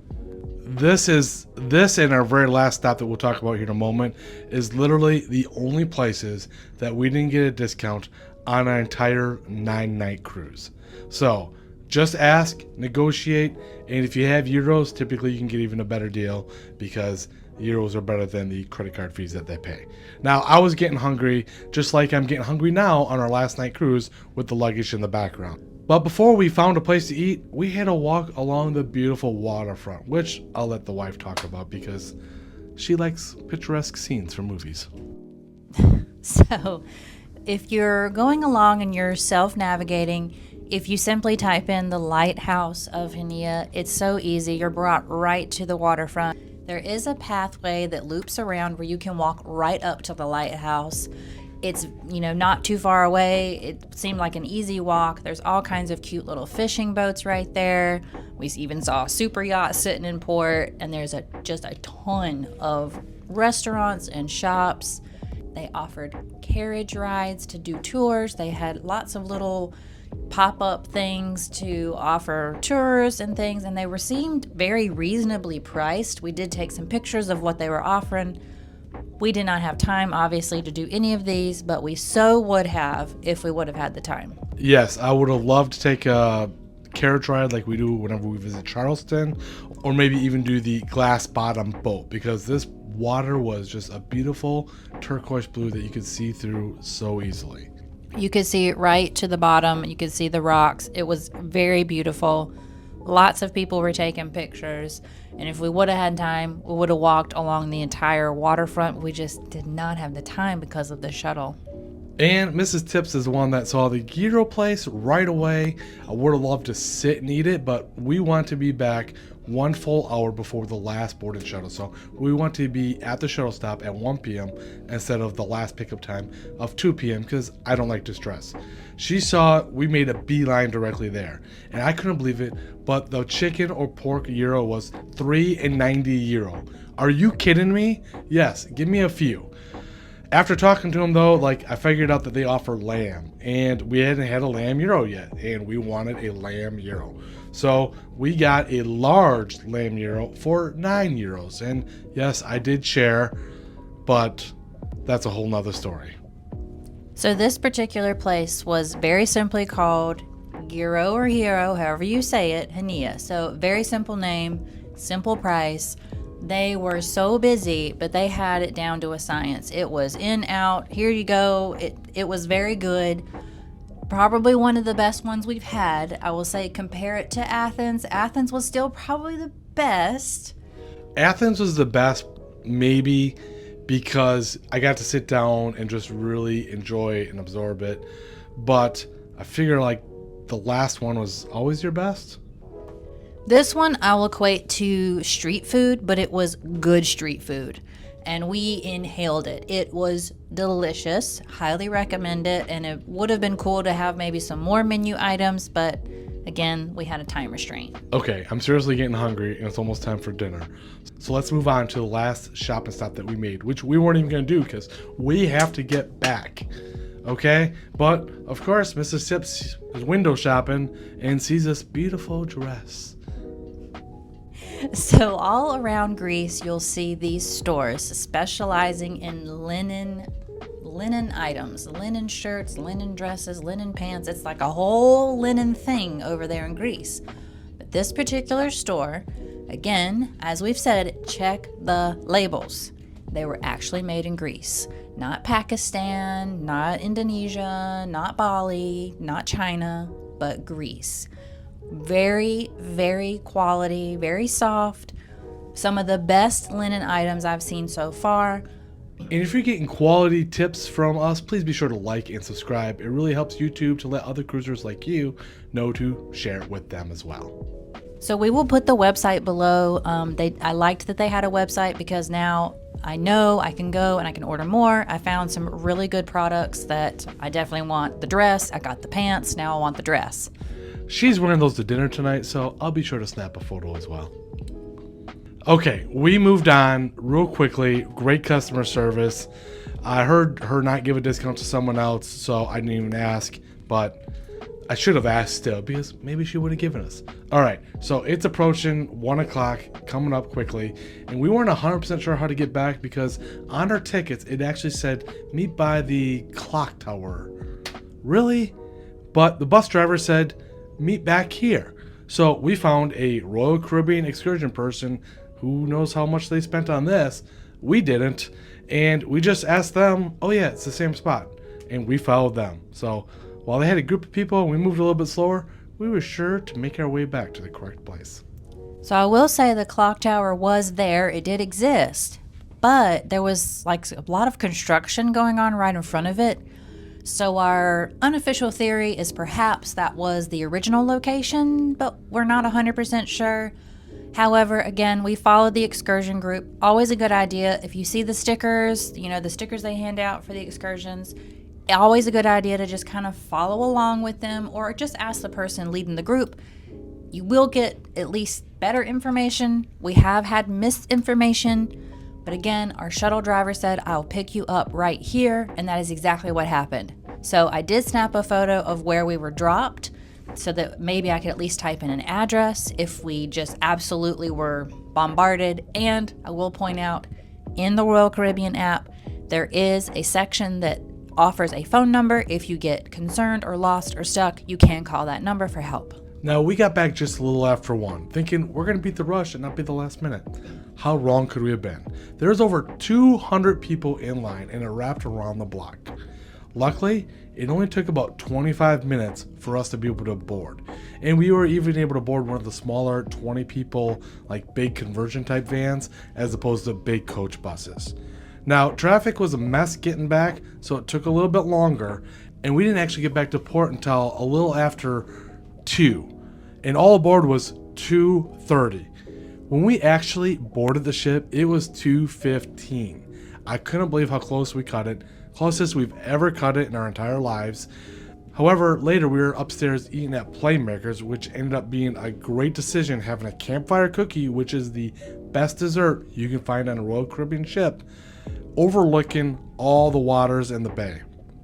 So if you ever hear that when you have an early boarding, be sure to go to Playmakers because Windjammer closes at 3 p.m. and it is a hot mess in there.